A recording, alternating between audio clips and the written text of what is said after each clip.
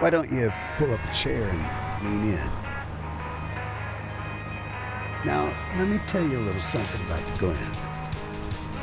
Watkins Glen, a small town with a mighty roar.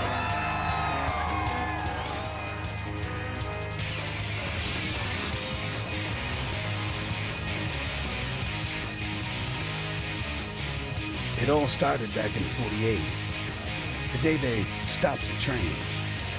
Dirt, gravel, cement, and an army of American pride. You know, that was the first race after World War II? Well, now you know.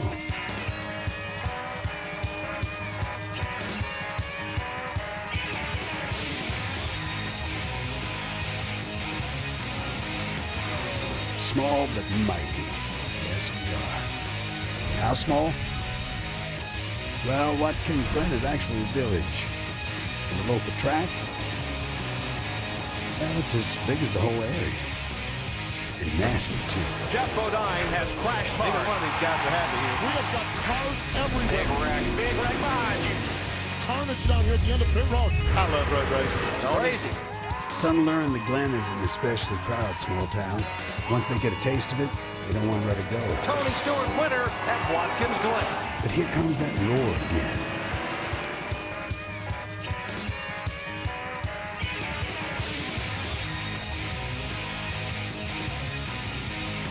Rumbling off the plains down to the lake, throughout the entire village. Yeah, someone's gonna lead the pack. Someone's gonna make their own small town proud.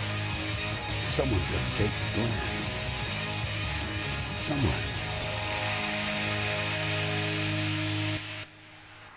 The small town with the big reputation for racing, Watkins Glen, New York, where the 25th modern era race for the NASCAR Sprint Cup Series on the famed Watkins Glen International Road Course is moments away from starting. Absolutely beautiful weather conditions, 81 degrees, a little breezy, as we get set to go trackside now for the command to start engines and get this race underway. And now, with the most famous words in motorsports, here's your Grand Marshal, Senior Vice President Operations Heluva Good, Scott Blake. On behalf of Heluva Good and all of its employees, drivers, start your engines! Bring them up, gang. Fired up, crank it up. Yeah, fired up one ready. Bring it up, fired up.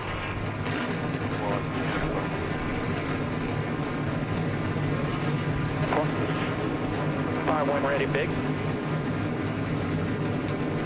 Chair okay. Tempo.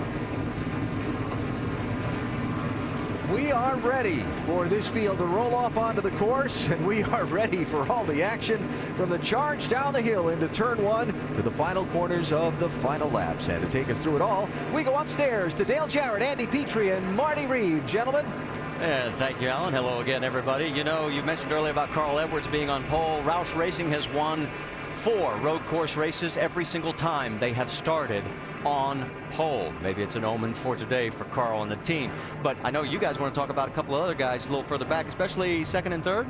Well, Ganassi has his 2 cars in second and third, and Montoya, we know he's a great road racer, but Jamie McMurray comes in here and one-ups him in qualifying. So, you know, McMurray's done a lot of great things this year. Maybe he can get his first road course win. Ganassi's been strong. They won the Grand Am race yesterday. Got a great road race package here. Yeah, I'm going to go back just a couple of spots further than that. The man that I'm looking at, Tony Stewart. First or second in the last 6 races here. That's just an incredible feat. I don't know how you go about doing that with all the strategy that it takes, the things that are happening all around you. But Tony, obviously an excellent road racer. Talked to him yesterday afternoon. He feels very confident he can make that happen again.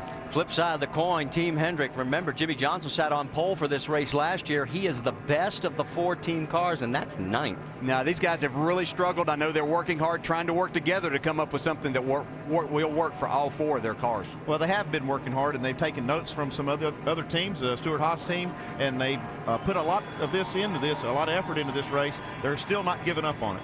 Well, time for us to check in with our over-the-wall reporter. And this weekend, it's going to be Chris Brook. He's the front tire carrier for Robbie Gordon. And Chris, there you are. And got a question for you, buddy. What's going to be your biggest challenge today with these reverse pit stops? The biggest challenge is basically making no mistakes. You got to go out there and do no mistake racing.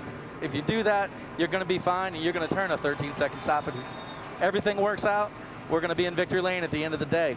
Hey, you guys have a safe day down there. Good luck. Thank you, Marty. All right, let's also talk about the man who's going to be our in-race reporter, because he stunned everybody yesterday with his 3rd win in a row in the NASCAR Nationwide Series. He looked like he had total control. Will he have that control today? Well, we'll ask him when we come back here to the Glen.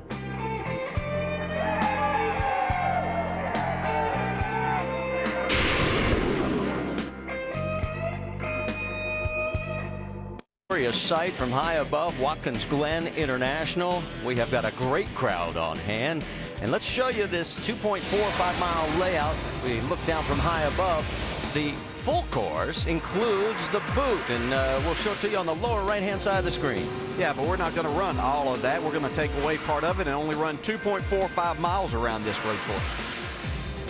We start down in turn 1, downhill, hard braking, up through the S's, fastest part of the track on the back straightaway, into the bus stop, Andy. And down this straightaway into the left-hander, turn 6, which is a very tight corner, fast corner, then to turn 7 and leads you down to the front straightaway.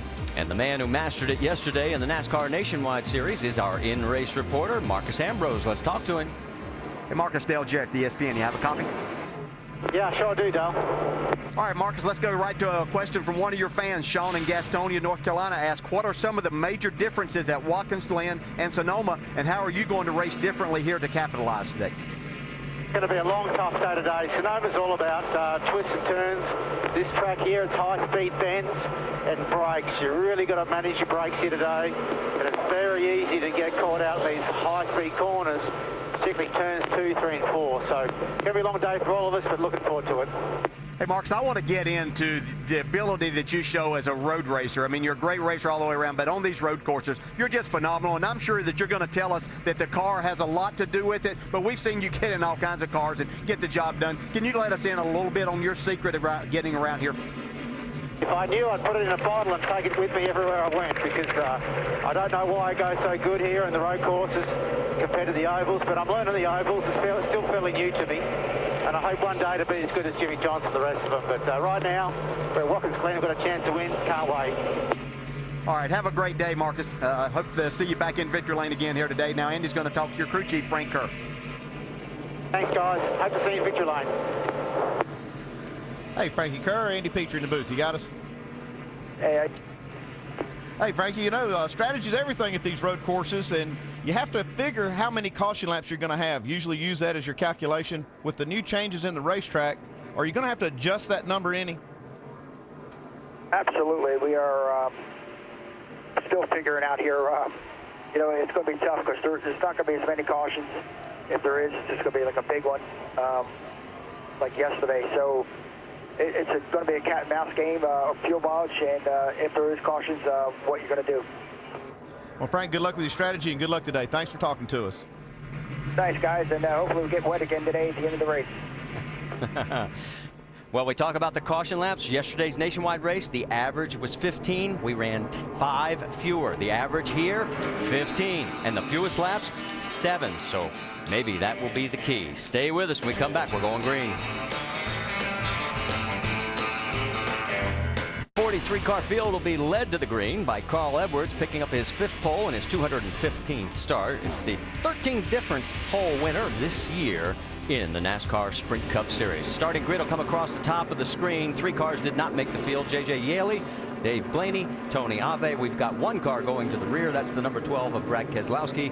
They blew a motor the first day of practice. Let's get the final reports from pit road. You know, the battle to make the chase is all important with 5 to go. Let's bring in Mike Massaro. And one of those guys near the bubble is Ryan Newman. He's 15th in the standings, 138 points removed from that coveted 12th spot. While they did gain a little bit of ground last week in Pocono, it was not nearly as much as they'd hoped for in this race to the chase.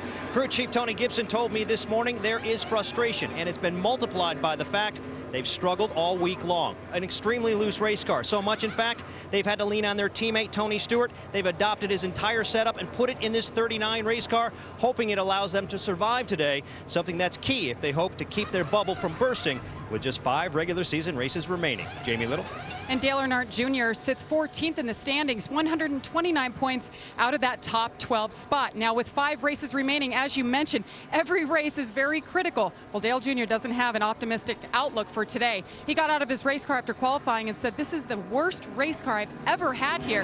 He qualified 40th, the worst of the year, and because of that, they got one of the toughest pit boxes. The first one when you enter pit road, very tough to get in and out. It's going to be a tough day for Dale Jr. on track and in the pits today. Dave Burns. Jamie, Mark Martin is 13th in points right now, just 34 markers out of contending for the chase. The good news is he's won 3 times here at Watkins Glen, and he's led over 200 laps. More good news, he finished 7th last week and picked up 28 points on 13th position. On the bad side, they struggled here all weekend so far and qualified 24th. Somewhere in between, well, the guy he's chasing didn't have a great weekend either so far, Vince. That's exactly right, Dave. Clint Boyer's on the chase bubble, and he will start 32nd today after having a wicked loose car in qualifying. Now, the good news for Boyer is that he was in the top 15 in both practice sessions, so he should have something to work with as he tries to come up through the field. He was 9th here last year, and Marty, another top 10 would be huge for Boyer's chase chances. And I want to welcome back Vince Welch off of the DL from a race ago, and problems for the 18. We got a problem. What is it? Lead's loose. And it ain't just a ½ inch or a ¼ inch. It feels like 6 inches. Feels like the right. Is there a center rail by the drive shaft? No. Left or right?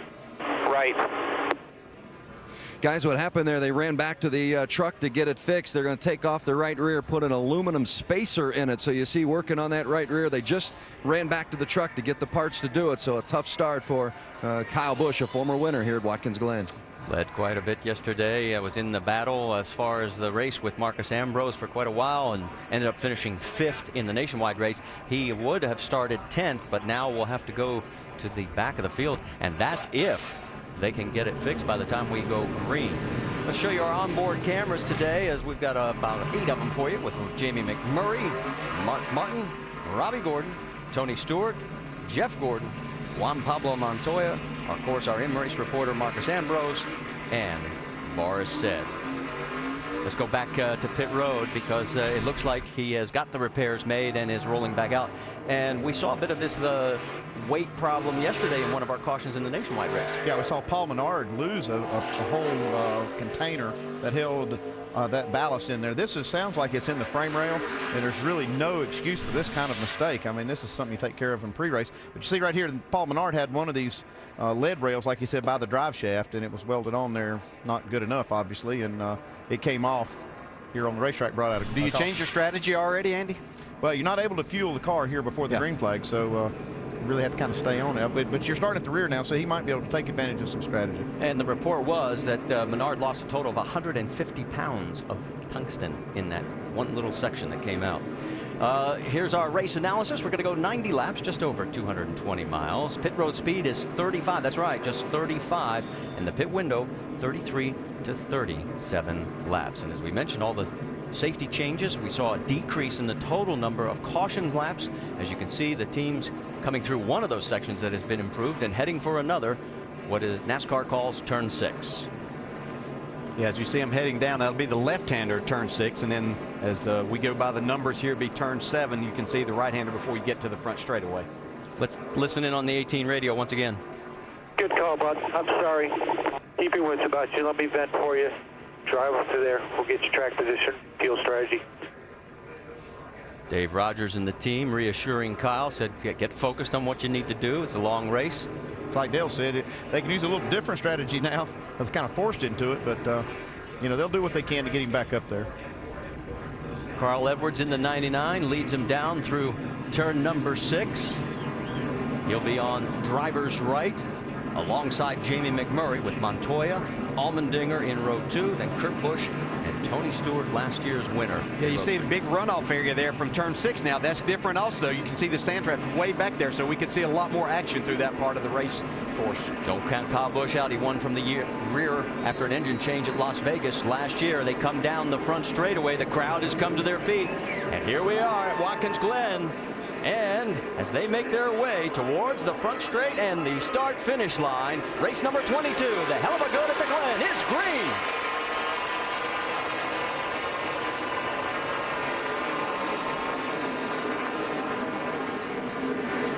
I saw some guys making some moves there before the start-finish line. We'll have to see how NASCAR viewed that. Going to go two abreast up through the S's. It didn't work very well yesterday. 3 wide down into 2. Now they're starting to sort out. Yeah, this is where you have to really be. You can go up through there 2 wide, but both cars are going to be pedaling the throttle and not carrying as much speed. Movement in the middle there. You see Jimmy Johnson's looking to the inside in the 48 through the bus stop for the first time. It's Carl Edwards in front. You can see back after those first 10 or 12 cars that things really get tight. Side by side, Jeff Gordon's got a bunch of issues with Robbie Gordon. And Gordon takes the position. You're going to see a lot of aggressive moves for track position early because it's so important. I mean, just a couple of spots right here could mean, 4 or 5 seconds, 5 laps from now. Heading down towards turn 6 in a battle for the lead. Jamie McMurray dives in at a very difficult spot, runs out of space for Carl Edwards. Edwards trying to come back as they go through the final corner. McMurray's going to have the lead at the end of lap number 1. Jamie McMurray's just impressed me so much this year. Down the front straightaway, Juan Pablo Montoya is diving to the inside of the 99, and he's going to take second. A.J. Allmendinger trying to make a dash towards that inside as they head down towards 2. He's going to take the spot. Edwards has got an issue. He is going back, fellas. Just saw Greg Biffle make a pass, though, on Kurt Busch. And he's coming up on his teammate. Carl Edwards. Edwards just says he's tight. Well, look at Biffle go, man. Yeah, and that could go away here. Biffle's probably going to get this spot by outbraking. He's got the preferred line getting up there into the bus stop. Already seen got a tight situation. It's just the front tires aren't gripping. That doesn't allow him to get back to the throttle and carry any speed off of these corners. These guys are clipping the corners so much they're getting over into the dirt. Let's check on the 18 of Kyle Busch. It looks like he has climbed a total of now at 6 positions. There he is, right behind the 07 of P.J. Jones. Hey, with the competition as close as it is this day and time, that's a tall order to try to pass these cars. Difficult road course, but the competition just so close makes it very difficult. Kyle will have to use all of his expertise here today. Kyle just picked off P.J., and next it's Elliott Sadler. And one of the big negatives is how much car he's going to have to use. Starting back there and making these passes, he's going to have to use a ton of brakes, and it's just going to be really hard on the car to get his way back up through here. Up front, you can see the top 3 are the same. Denny Hamlin trying to take a peek underneath the 48. Of course, right in front of the 48 is Marcus Ambrose, yesterday's winner.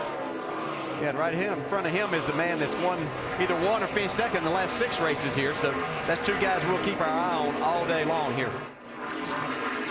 Jamie McMurray through the bus stop chicane. You mentioned Tony Stewart. You had an interesting conversation with who he thought was going to be the key players.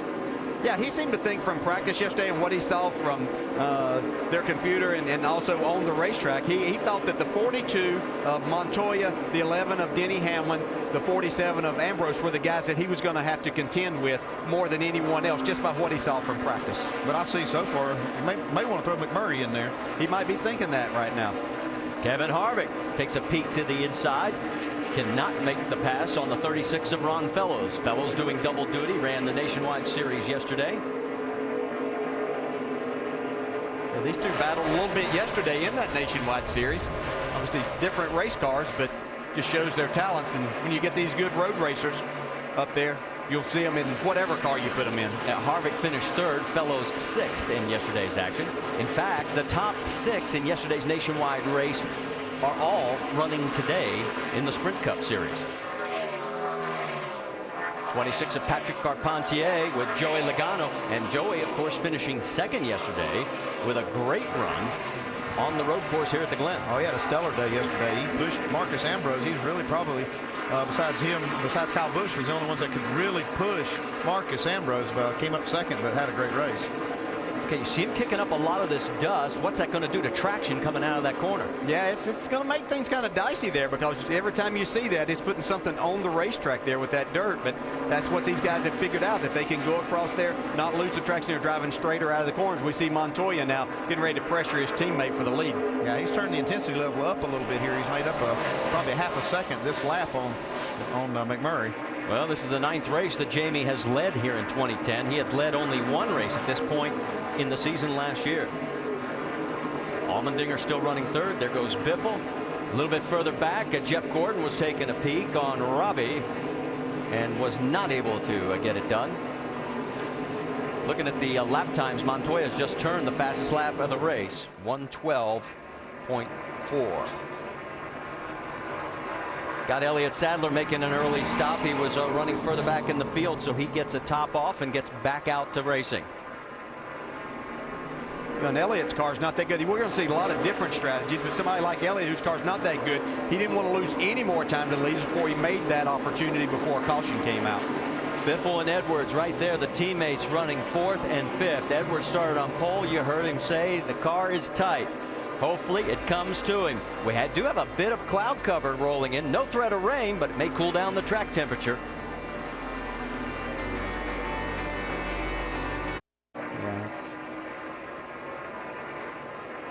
Welcome back to the Heluva Good at the Glen. Make sure to go to NASCAR.com for all your latest NASCAR information. As you can tell from high above, looking down, we had a lead change during the break.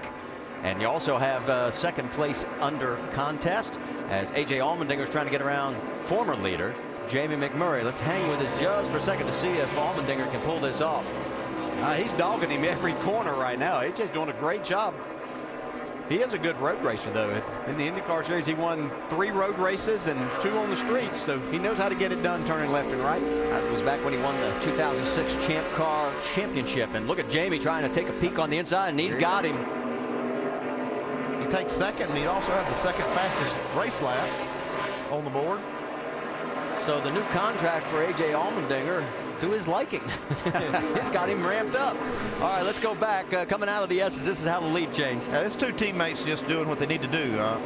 McMurray sees Montoya coming, and he says this is a good spot to give it to him. Doesn't lose a lot of time, and they just ease right through the bus stop. Jamie? Well, I talked to Kevin Bono Mannion, crew chief for Jamie McMurray this morning, and he told me that both Juan Pablo Montoya and Jamie McMurray struggled at Sonoma. They had to work so hard just to be okay. They went back to the shop. The engineers went to work on the car itself, and they found what they think is the solution. Hence the great qualifying effort and the domination by the 42 right now. But the guy in the middle of those two, A.J. Allmendinger, having a heck of a day, guys. He sure is at this early stage of the race. And right now, Jamie McMurray's a little under attack from Greg Biffle. While we've got a moment, it's your car, your drive, and your chance to win. Enter for a chance to meet a Team Chevy driver and win your favorite Chevrolet at winyourchevy.com. Chevy has won this race here at the Glen 11 of the last 13 times, and they're leading right now with another Chevy in 3rd. Juan Pablo Montoya's lead now 2.3 seconds, and Biffle closing down even more now on Jamie McMurray. Greg Biffle was the fastest car in both practice sessions. There's you're all right, bud. Kevin You're all Conway right. Just get it back going. Get back rolling. You're all good. Clear all around. Yeah. Kevin Conway, and that's not the first time or last time we're going to see that happen today. Yes, that's an action spot. Well, they've given them some runoff room there, and these guys are all trying to carry some more speed through that part, getting in there. We've seen, conversely, a lot of guys be loose. They took away a big bump right there where Montoya just went. You see a battle back here. Carl Edwards trying to go around his teammate as Biffle's trying to get around Jamie McMurray, but they're really carrying more speed through this bus stop than what they have in the past. Kurt Busch right behind the 99, and we mentioned the fact that maybe the car would start coming to him as the run went on, and it looks like after losing the pole position and falling back to that position of 5th, he now is looking better. Well, like I said, the 16 car was really fast in all the practice sessions, but here we see Conway he just loops it getting into there, locks up the rear wheels, and that's just a case of having a little too much rear brake. To drive it that far into there, yeah, definitely. Yeah. But, you know, Edwards, we were talking about, he came out of nowhere to get the pole, so he's kind of faded a little bit, but Biffle's not a surprise that he's moving ahead. Notice Marcus Ambrose just went through the screen as well. And how about Kyle Busch? Let's hold for him because he has now picked up 17 positions. But Vince, is there another problem? Yeah, believe it or not, remember they had to come in, put that aluminum spacer in before they'd even completed a lap. So instead of starting 10th, they started at the rear of the field. Now they've got a throttle spring issue. Kyle reporting that the throttle spring has broken. And for more of a breakdown on that, let's go to Tim Brewer in the Craftsman Tech Garage. Thanks, Vince. A lot of the teams run dual return springs, but when you take one of these springs off, it gets very, very soft. But when a driver's already driven to the point of no return, got the throttle wide open, when he backs off that gas, you need those throttle return springs to shut down that engine because, hey, anytime you get in that situation, the throttle keeps pulling the car in the corner, you're going to get in a lot of trouble. That's right. You want to tell that car when to slow down. You don't want it to make its own mind up. Yeah, especially as that wall's getting closer. Yeah. Well, he's got the throttle down more than he's got it up right now, the way he's headed forward. And Kyle needs another good run. He's had only one top 10 finish in the last 7 races. Here we go. Marcus Ambrose looking inside of the Blue Deuce, and he's got the position over Kurt Busch. I'm telling you, this is one of the guys you just have to watch. He knows how to make passes here. As difficult as it is with the competition as close as it is, he still knows how to make passes, and that's just what allows him to be able to get himself to the front when some others struggle to do that. Marcus has now picked up 5 spots from his 11th starting position. He is now 6th, and his next target would be Carl Edwards. Everybody's chasing the 42 of Juan Pablo Montoya. His lead over A.J. Allmendinger, 4 seconds here at the Glen.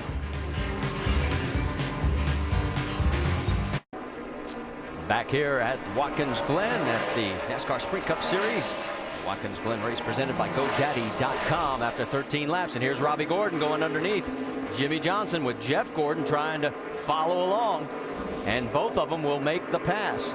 So he's slipping a little bit right here. That is for 12th position on the racetrack. Yeah, that's about 4 spots that Jimmy Johnson's lost just, I think, pretty much on this lap. We saw Boris Said and Sam Hornish go around him before these two. Now he's going to lose another to Ryan Newman. Newman's got the inside track through 1. And again, everybody's just sort of knows their space out there. So they say, well, you go ahead and have that space. I'm taking the racetrack.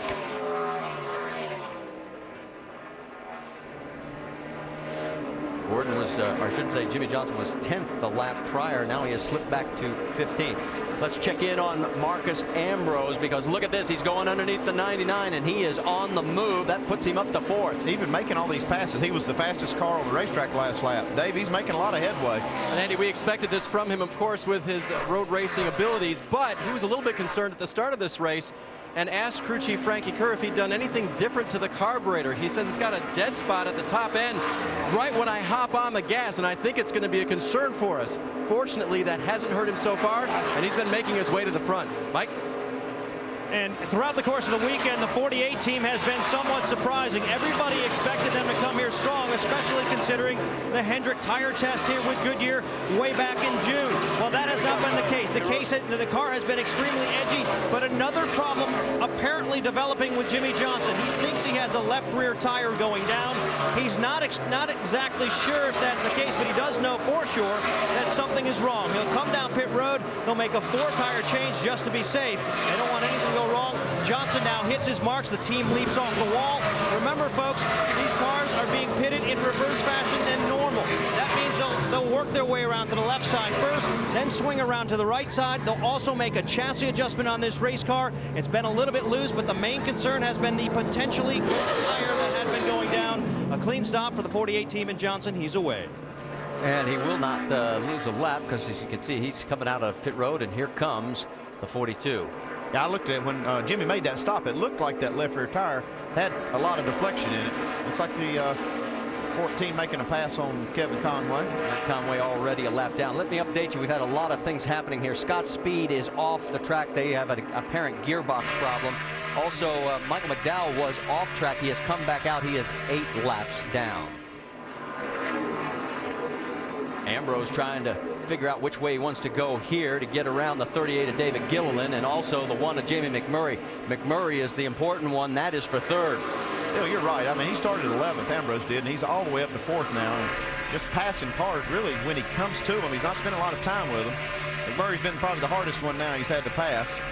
Yeah, these are all good race drivers out here and good road course racers, and he just goes by them. That's why I was trying to get out of, not that I thought he was going to tell us his secret, even if he knows, you know, he just has a great ability to get the most out of the car and make the passes, make his car good where you have to be good to pass. You know, your car can be good in places around this racetrack. As you can see right now, he's really setting Jamie up to make a pass coming out of turn 5 here, maybe up to turn 6, but other people might make their car fast in certain areas, but that's not where you can actually pass. Well, down in Australia, Ambrose won the V8 Supercar Series Championship in 2003 and again in 04.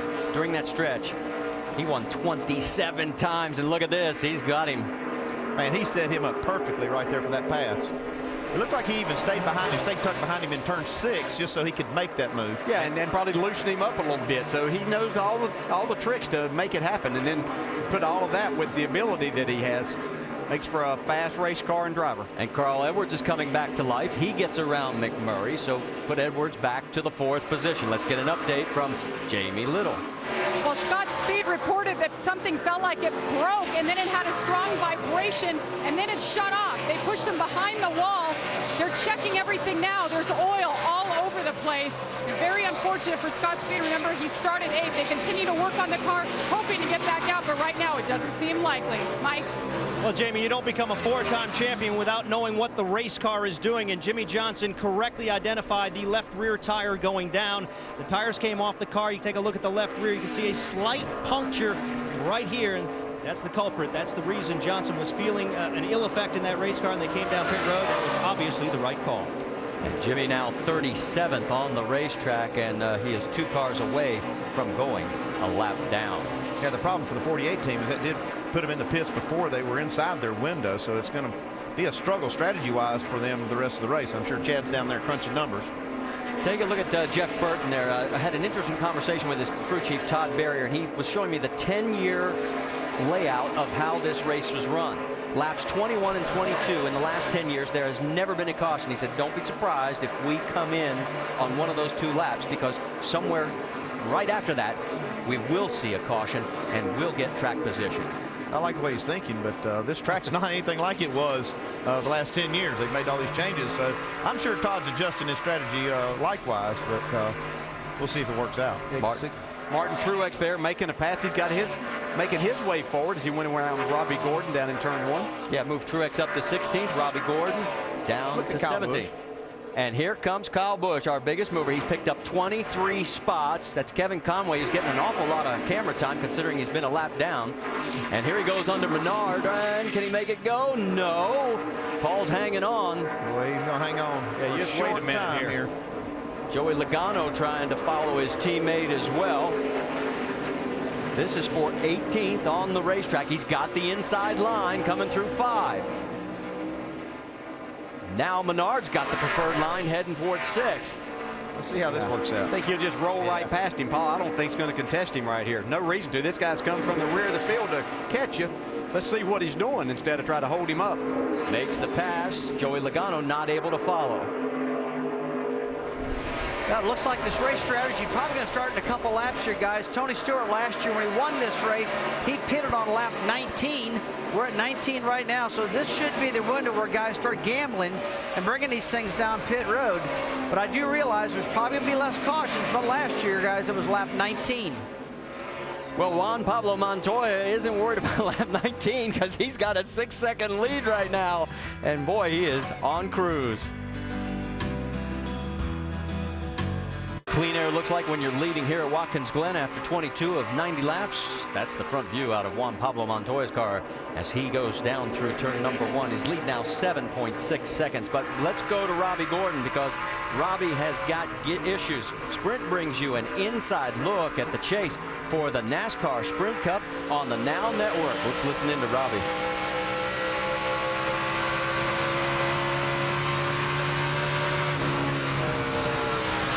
Inside. Another one coming, another one.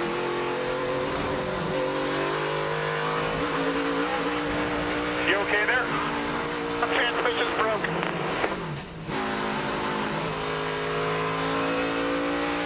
Nice, copy that. Transmission. Possible transmission. 10-4, I copy. And it sounds like it's third gear based on what you guys have been able to tell. And for more NASCAR stats, in-car audio, and live race radio, check out NASCAR Sprint Cup Mobile at sprint.com/speed. You can see how much it's affected him. Well, it does it really messes everything up because you count on the downshift to slow the car down, and when you're trying to accelerate, obviously it's going to hurt you. Having to go he's going from second to fourth, having to skip that gear. Kyle Busch will be coming up on him quickly now and should make quick work of Robbie with the fact he does not have that full transmission package, and he does going into turn number 6. So now move Kyle up to the 17th position, and remember that's 25 positions better than when he started.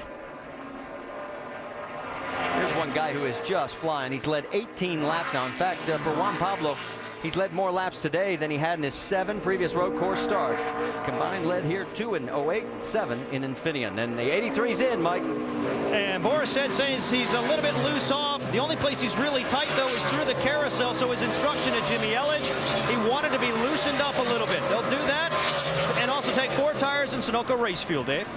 And Sam Hornish gave Travis Geisler, his crew chief, a little bit of a challenge. Can you fix the center of the corner where I'm tight, but also fix free in and free off? He said, nope, but I'm going to go to work on the center, a track bar adjustment to try to help that tight condition.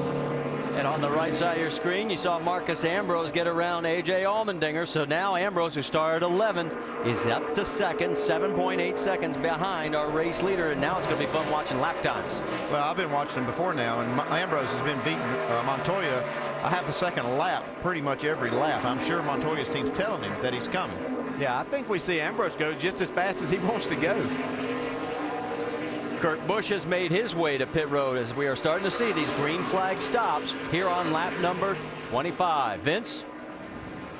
Kurt Busch loose on entry in the rear of his race car, and that's something that's certainly been a common theme for teams throughout the course of this weekend as they try to get their hands around this Goodyear tire.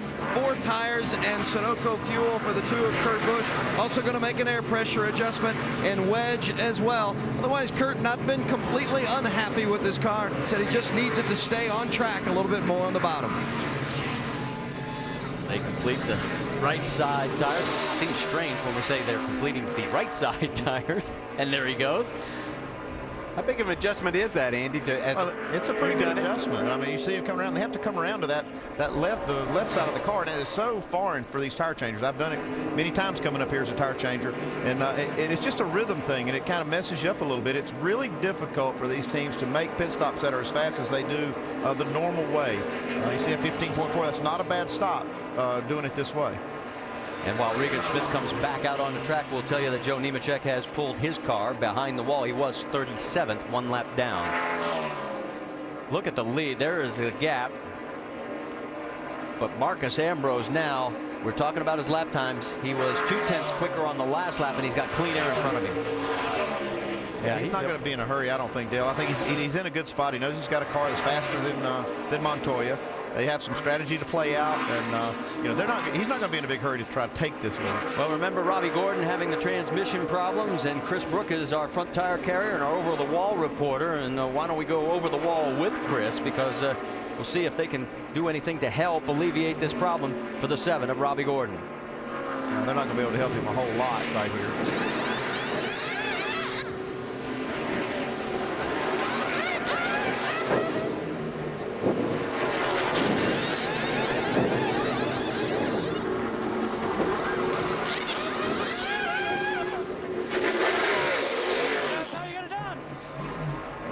And as he goes out, Juan Pablo Montoya comes in, Jamie. Remember last week there was a lot of controversy in this pit. Juan Pablo drove off the jack 2 times. This time he's listening. The call is 4 tires. Fill it up with Sunoco fuel. He says he's just a bit tight through the inner loop and turn 1, but he's been very fine, very happy. Down and away, Dave. Denny Hamlin will come down pit road in the 8th, giving up the 8th position now for Hamlin. There he is right there. Then he needs 4 tires, and they're going to, on Hamlin, they really haven't said anything about the car. I think the balance has been good for him. Rents is not going into the car at this point. All they said at the beginning of the race was see you on lap 28. Kevin Harvick, the championship leader, pits behind him as well. His car was loose off. He needed some rear grip for Harvick. They reduced the air pressure in those rear tires. Mike? And Jeff Gordon is down and away. They've made some air pressure adjustments, also a slight chassis adjustment. Gordon saying he was pushing in the middle of the rights and loose in the left-hand turn. We also saw Jeff Burton come in. So much for that strategy of lap 21-22 that Todd Berrier told us about on Friday. Kyle Busch also makes a stop. Remember, he had picked up 25 positions. Ambrose is in also. And Marcus Ambrose goes an extra lap over the other guys, and he finally comes down pit road as well. There's Dale Jr. after making his stop, coming back out. Let's send it back to Dave Burns. You've got 47. 4 tires and no changes for Marcus Ambrose. You can see the view that his car has coming to pit road. What he'll need from his team is just speed right now and efficiency. He's been very good on the track so far, has not complained about that carburetor stumbling in any way. And as we see, he's made his way forward. It'll be a quick 4-tire change for him back on track. Mark Martin was in as well, guys. Mark's car was too loose. They changed 4 tires, made an adjustment for him. Vince? The 43 of A.J. Allmendinger had been running second. There's the 99 of Carl Edwards, and Allmendinger is pitted right behind him. Edwards says the car is tight. Allmendinger likes his car, says it's a little bit loose in the rear end, but they just put 4 tires on it for Allmendinger. The same for the 99 of Carl Edwards. Now the 14 of Tony Stewart, he says it's tight in and out, and he said it was really tight making left turns and rights, but just 4 tires and fuel for the 14. And as he goes out, Matt Kenseth comes back in as he had stayed out 1 extra lap. And you see several cars coming through the turn, but Tony gets out before those 3 come through. Let's go back in on Matt Kenseth's stop, Dave. And part of Matt's plan on the road courses is just maintain and try to stay on the track all day. Done it so far. The caution's out, though, Vince. The 9 car of Casey Kane is in. He said loose everywhere, and as you heard Dave say, caution is out. They made some significant chassis changes on the 9 of Casey Kane. As you see, the 07 is off course. Yeah, P.J. Jones, he was struggling a couple of laps ago. He managed to get it into that runoff area at the bus stop chicane, but could get no further. That's the reason for our first caution here on lap number 28. And a big break for Casey Kane because he was able to get out. Yeah, it was the full cycle. Looks like it happened right there, at least up front. So nobody really got called out on the track. So let's reset the race lead for you. It is Juan Pablo Montoya with Marcus Ambrose, Carl Edwards now 3rd, A.J. Allmendinger 4th, and Kurt Busch shown in 5th. And it looks like he just has no life in that engine. Yeah, either has an engine problem or the transmission has broken and it won't pull the rear tires anymore. So he just got off first spot that he could. And I think NASCAR, with him off there, they probably let this cycle out as far as everybody getting to pit road first. They had that opportunity to do that, and they try not to disrupt kind of the flow of the race if they don't have to. And put a button on PJ Story. Let's send birthday wishes out to Parnelli Jones. He'll be 77 this week on August 12th. Happy birthday, Parnelli. Jimmy Johnson, he made that unscheduled stop. He's out there now among the leaders. He's 9th, but he still has to make an extra pit stop. Well, one of the things I was looking at was Montoya's lead was 8.4 seconds over Ambrose before the cycle of pit stops, and just before the caution came out, if our scoring monitor was accurate, it's about 2.5. So maybe the in-lap, the out-lap, all those things we talk about, something to keep in the back of your minds as we get deeper into this race. Stay with us. Ready to go back racing. We remind you that later on tonight, NASCAR Now wraps up the Watkins Glen action. 11 Eastern on ESPN2. Then the Monday Roundtable to mull it all over. 5 Eastern on ESPN2. Next weekend, the Nationwide Series. The new car back on track with the Carfax 250 in Michigan. Saturday, 1 Eastern ESPN. And next Sunday, it's the Carfax 400 for the NASCAR Sprint Cup Series. Coverage at 1 Eastern on ESPN. We begin at noon Eastern with NASCAR Countdown. So now we get a little head-to-head matchup with Juan Pablo Montoya and Marcus Ambrose, DJ. Hey, Marcus, Dale Jarrett, do you have a copy? Yeah, sure do, Dale. Man, looks like you got a pretty fast race car there. Any issues with it? Yeah, I mean, the hard work, no doubt about it. Brakes got to be used there a little bit. Montoya's pretty quick, so we'll see if he's been foxy tonight, but I feel pretty comfortable. We've got a good car for top 5 at least. Okay, man, good luck. Thanks for talking. Thank you. All right, while we've got a moment, let's listen in on one of the other radios. Here's what Jeff Gordon had to say. I really didn't feel like I was using the brakes very hard. We've had a lot of fade. Long pedal fade.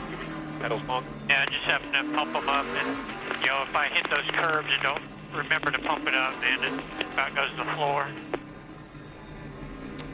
The key phrase in both these conversations, brakes. No, it's not the last time you're going to hear that today. I mean, brakes are the whole thing here at this racetrack.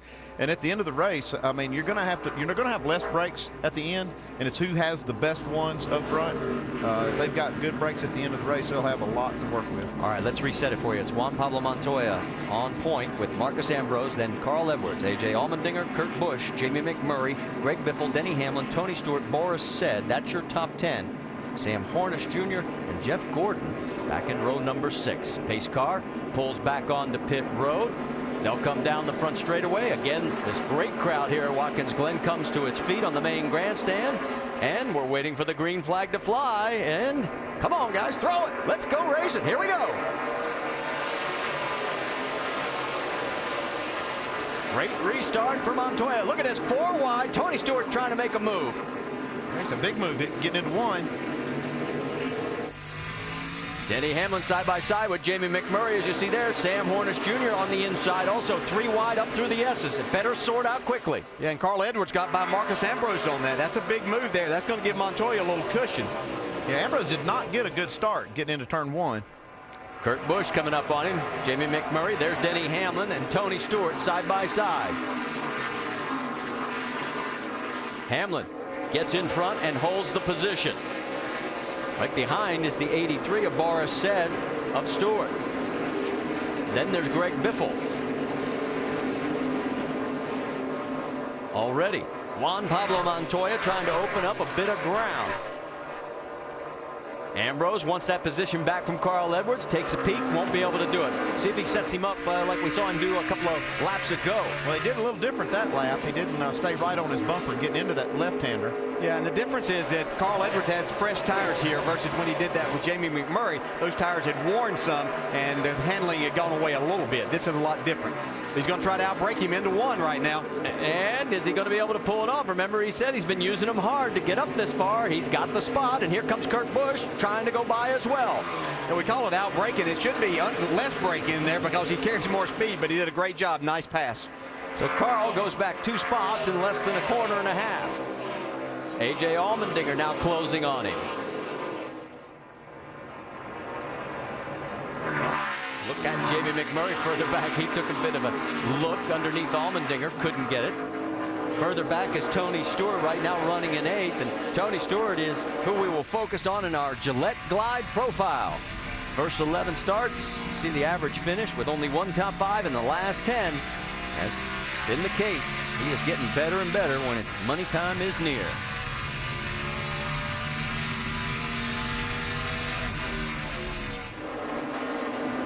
Tony right now 3.3 seconds behind the race lead. Carl Edwards still has A.J. Allmendinger trying to take a peek at him. Tony's got to get on his horse to catch up to Denny Hamlin. Yeah, but I think Tony knows that we're just over a third of the way through this. See Allmendinger jump out trying to make a move on Carl Edwards. Has to jump back in line. A little tire smoke from Carl. He goes wide. Can Allmendinger sneak underneath him? Here they come through too. AJ's got the preferred line. Well, you saw that move that Allmendinger made by moving out of the mirror of Carl Edwards. That made Carl overdrive that corner a little bit. You saw the tire smoke, puts him out of position, and Allmendinger made the pass easily. Yeah, you glance up in the mirror, you don't see that guy. All of a sudden, you're too far down there. You have to apply a little more brake, just like you said, and it was perfectly done. Carl has to take the defensive line through the bus stop chicane because Jamie McMurray was coming fast. Now Jamie's got his mirrors full of the 11 of Denny Hamlin.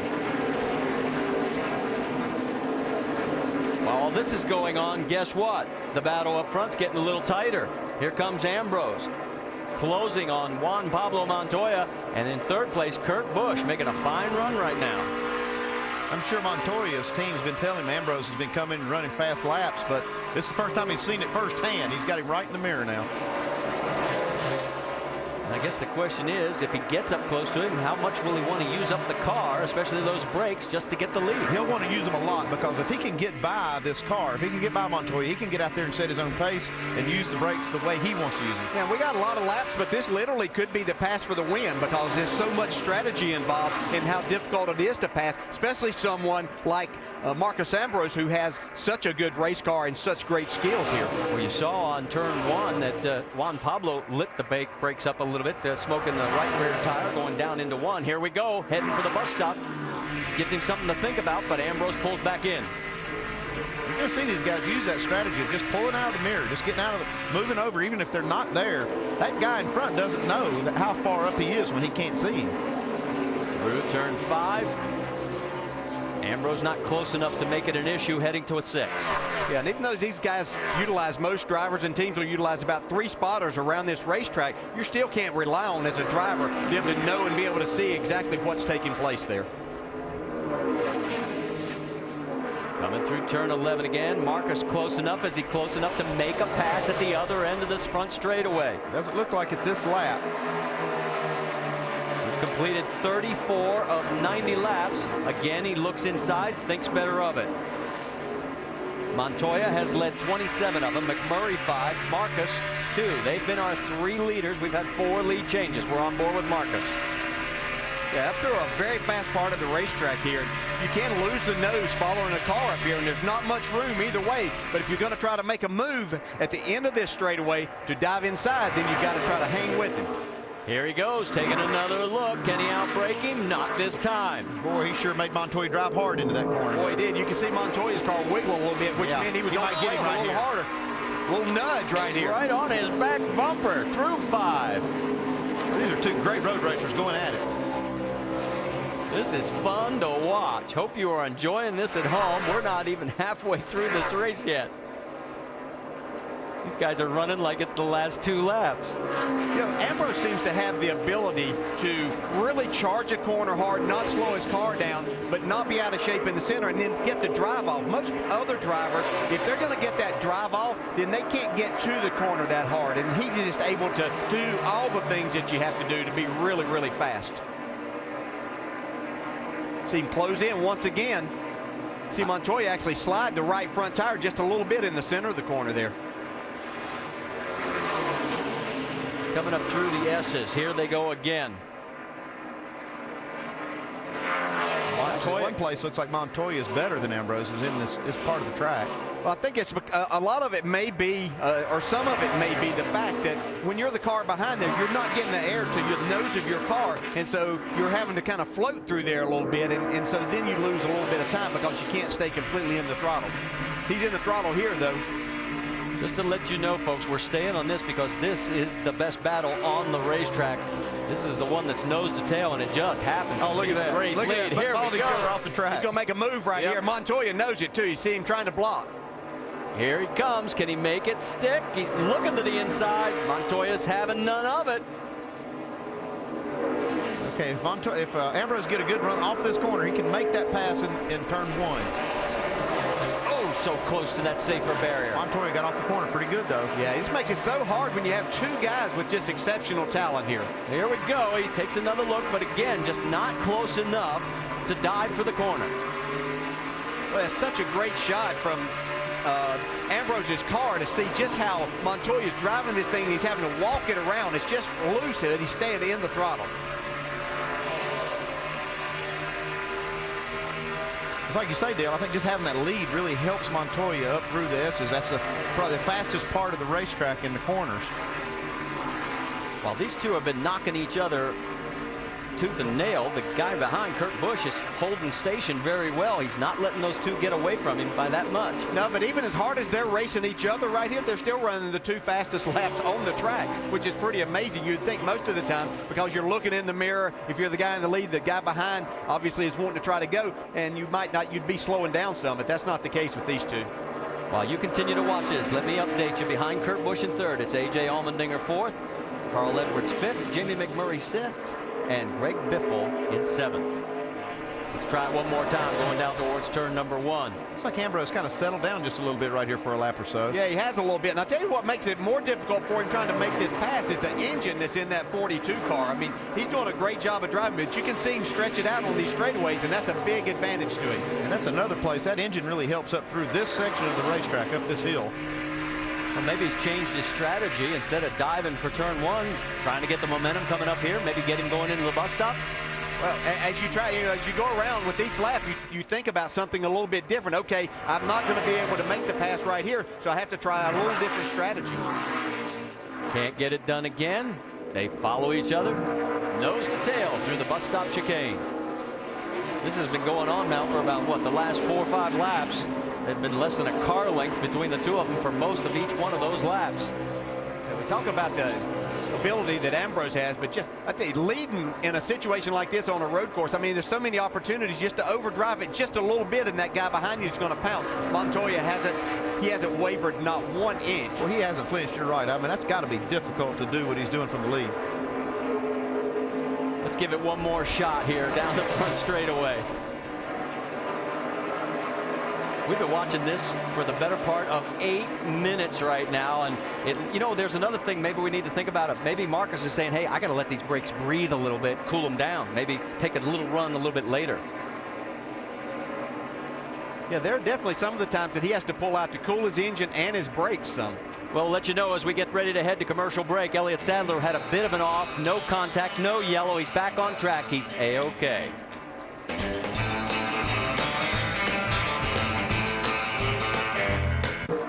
Back here at the NASCAR Sprint Cup Series at Watkins Glen, presented by GoDaddy.com, and sure enough, we stayed with it for 8 minutes. The minute we go away, guess what happened? Marcus Ambrose gets around the 4201 Pablo Montoya. Let's take you back and show you what happened. He was just dogging him in every corner here, and you can see him go high and low. This is coming down into turn 1. He was able to outbrake him here, take that spot away. They've been going at each other for so many laps that I think Marcus looked in the mirror, saw that 2 car. You can see right there, he's getting closer. Kurt Busch, he said, I got to go. Yeah, because if the 2 car gets to him, he's got to play defense a little bit. He can't be on the offense nearly as much, so he made things happen. Inner loop now. And we got a coming in. Bobby Labonte in a very precarious position, right in the middle of the race line. He can't get the car refired. Also, Brad Keselowski, that's coming out towards turn number 6. And we have our second caution. Yeah, we got a lot of debris up there in the inner loop where Bobby went through the grass there. See a tire mark on the 09. I'm wondering if that had anything to do with it. Quite possibly. He's got it refired again, but the full course caution is out. Our second one here on lap number 42. We're almost to halfway. Joe Nemechek, we should tell you, went back out onto the track. He was behind the wall for a while. Also, as we said, P.J. Jones is off. Michael McDowell has come back out on the track, and Scott Speed. All right, here, whoa, yeah, that's what the problem is. That's where that donut came from. 2 veteran drivers going at it.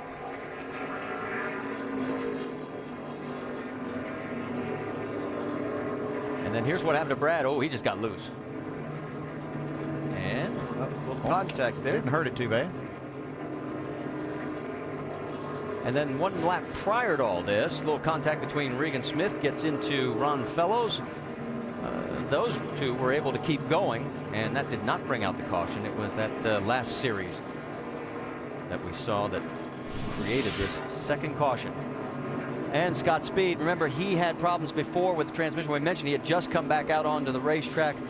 He's in 41st position. It's a little bit of a break for Jimmy Johnson. He had to make that stop under the last caution because he had made that earlier stop to get back on sequence. He's made his way back up to 21st, and this enables him now to close up to the field and make up some of the time he lost. Yeah, he restarted 31st, and you're right. He gets a lot of track position back, especially with the side-by-side double file restarts. Let's listen in on Juan Pablo. Keep doing your thing, man. He's driving like a maniac. Keep being smooth. You're all good. Sounds more like we were listening to Brian Looked to me like all of them were driving like maniacs. Well, it was fun. I guarantee you that. It was fun for us. I hope they were having fun. You know, we were talking about the number of caution laps and how it affected yesterday's race. Because of the new safety improvements, we were 5 fewer caution laps than average. And look at this right now, guys. We are almost to halfway, and we are working our 4th caution lap total. Yeah, this one shouldn't last too long. They just got a little grass over there in the bus stop. They need to clear away and go back green. I don't believe you'll see any of the leaders pit here because nobody's inside of a window. Well, and if this had been the old track and they got over into that gravel, we'd be dragging them out, cleaning it up, take a lot longer. Let's listen in on Marcus Ambrose's radio. Save all you can on fuel. Everybody shut off that's going by here. So just keep it running. Yeah, I think that's good. That was a good call there, Frankie. Hey, Dave, what are they saying? Well, Frankie told me today that you know, he really didn't want to talk about Sonoma much. Can you imagine that? But when I broached the question with him, he said Marcus does know that he can shut off starting at the carousel, kind of where you start going downhill through this course. And then he said to me, when he comes by the start-finish line and by our pit box, I want to hear him click that starter and make sure that thing will still start. So they know how to do it now for sure, but Frankie's still just a little nervous about his driver saving fuel out there. Yeah, I don't blame him, Dave. I'd be nervous too. Well, and we got a report at the very start of the race. Jeff Gordon waited almost, what, 5 minutes after the command to fire engines. I mean, fuel conservation and trying to work this race backwards is what it's all about. And you know, if you can save some fuel, it can extend that a little bit more and doesn't get you caught on the racetrack when a caution would happen to fall. So everybody's going to make that pit stop as early as possible. You know, we look here at Juan Pablo Montoya. I'm looking through the top 10, and Tony Stewart is still back there in 10th place, and I'm not sure whether he's just biding his time or if the car's just not going as fast as he would like. Well, the race hasn't come to him yet anyway. Yeah, but I think he's struggling some. Yeah. I don't believe Kurt Busch's crew's getting ready to pit here, are they? No. But back to Tony, I think Tony's struggling. So I don't think he would be back there if his car was where he wanted it to be. Remember, the last 6 years, he has finished either first or second in each of those races. Is Marcus getting a little fake? It wouldn't work. No, he makes a little dive, and everybody says, you go ahead. We're staying out here. We'll be back with more as we approach halfway here at the Glen. GoDaddy.com is brought to you in part by Nationwide Insurance. Enter this code at codespotter.com for a chance to win a Roush Ford Mustang. Time now for the AT&T Fastest of the Year award. 24 is currently in the lead, but you can help determine the standings. Vote from your AT&T phone by texting the car number to 2258 for the pit crew you think is the fastest and the most valuable. We're going to squeeze in another quick break here. We're still under our second caution, approaching halfway at the Glen.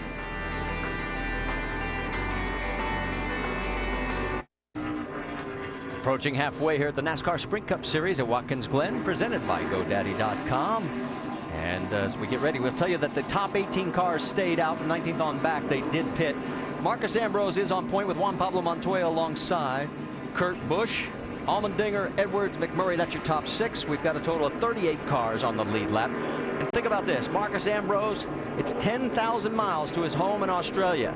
At the halfway point, he's 100 miles from his first NASCAR Sprint Cup victory. Can he do it? Well, we're about to find out. From high above, we look down. He's got the inside, the green flag flies, and we're racing again at the Glen.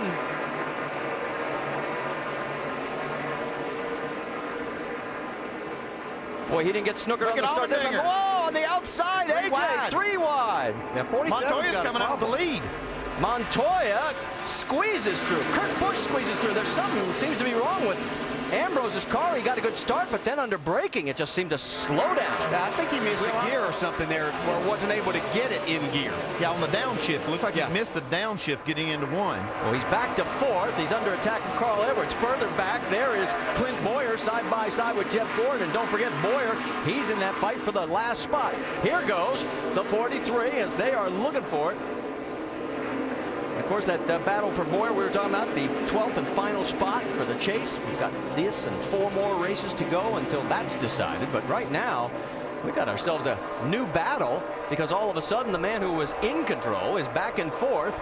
And Juan Pablo Montoya, who's led 33 laps, is in front again. Whatever happened, he better hope, Ambrose better hope that he didn't hurt something like a transmission or a part of the car there, because whatever happened, it was definitely a mistake.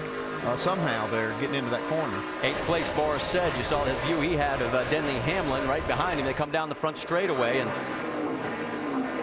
let's go back a little further. How about the 18 of Kyle Busch? Remember, he went to the rear of the field because they had problems at the start of the race. He's now up to 13th. Yeah, Kyle's done a nice job of working his way up. He's got himself in a position to maybe not make a winning day of it, but certainly he can salvage a top 10 and possibly even a top 5 before this is finished. Got Jeff Burton in his sights. Does he have a little damage on the front nose there, that 18? Or is that just sure the he's paint had to scheme? move a few people out of the way if he's all these cars that he's passed. It might be the paint scheme of the M&Ms on front. Here they come through the bus stop. All right, let's go back on board the 47. Let's see if we can hear what happened to Marcus Ambrose.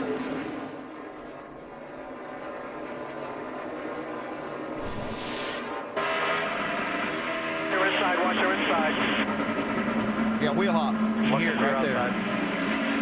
South end, 3 wide bottom, 3 wide bottom.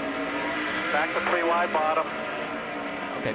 In case we've got some new viewers, explain the wheel hop. What happens is on the downshift, when they're getting under into the corner under real hard braking, they downshift, and what it does, it makes, if you don't hit it just right, it can make those wheels start hopping in the rear and lose a ton of traction, and it looks like he's got things worked out now. He makes a pass on Allmendinger. So put him back into third place. The only way to really get rid of it, you got to hit the clutch. Yeah, you can hit the clutch, but that's really hard to do in that situation, and sometimes you just don't get those revs matched up with your wheel speed, and it starts that. And so, you know, it's just a mistake on his part. The good thing about him is he's able to make passes, and he can work his way back to the front. Had a glimpse of Kevin Harvick. Remember, we always talk about he sort of sneaks up to us at the end of the race. And remember, he finished third yesterday. He's up to 10th right now in that number 29. You know, Marty, you said something a while ago as we were talking about the chase and trying to position yourself there. A key thing that you have to look at this race, 38 out of 37 on the lead lap. If you have just any kind of problem, you know, a flat tire like we saw Jimmy Johnson, if someone else has this that's trying to work their way in there or trying to stay in the chase, then that can be devastating to your chase hopes. I've always worried about this race for that reason, Dale, because even on the last lap, you could be running third on the last lap and break something and finish 33rd or worse. Well, as we come down this front straightaway, it is now Montoya, Kurt Busch, and Marcus Ambrose now back to third. Rusty? I'll tell you what, guys, in that replay, we're listening to Marcus Ambrose's car from inside, and one thing I heard right away was the engine laid up against the rev limiter real hard as he was going down into turn one, and as a driver, I tell you, that'll really confuse you on your downshifts. The thing was turning so many RPM, and that all happens because we were on a restart right there. As you see, caution now. Martin Truex spins and keeps going, no problem. Right side, and no caution. Clear right there. Keeps going, back out on track. Yeah, it's probably a hard decision to make on that start, whether to go ahead and shift it into high gear or to go ahead and leave it in third or second if that's the gear that you're going to try to get down in that corner. It looked like that's what Ambrose tried. Truex has got a tire rub on that left front. Let's go back and show you exactly what happened. He was 22nd. See, he tries to get down in under Sam Hornish. He connects with Hornish, and that's where the rub is. You can see it. Yeah, and Ambrose got a great start, and he might have just been torn between whether he was go into high gear or keep it in third before he downshifted. So he was up against the chip, and then he had too many RPMs whenever he did decide to downshift. But he's making his way back here in a hurry. He's going to take over second right now from Kurt Busch. And here he is, diving into the corner again. No wheel hop that time. Let's get an update on the two. Vince.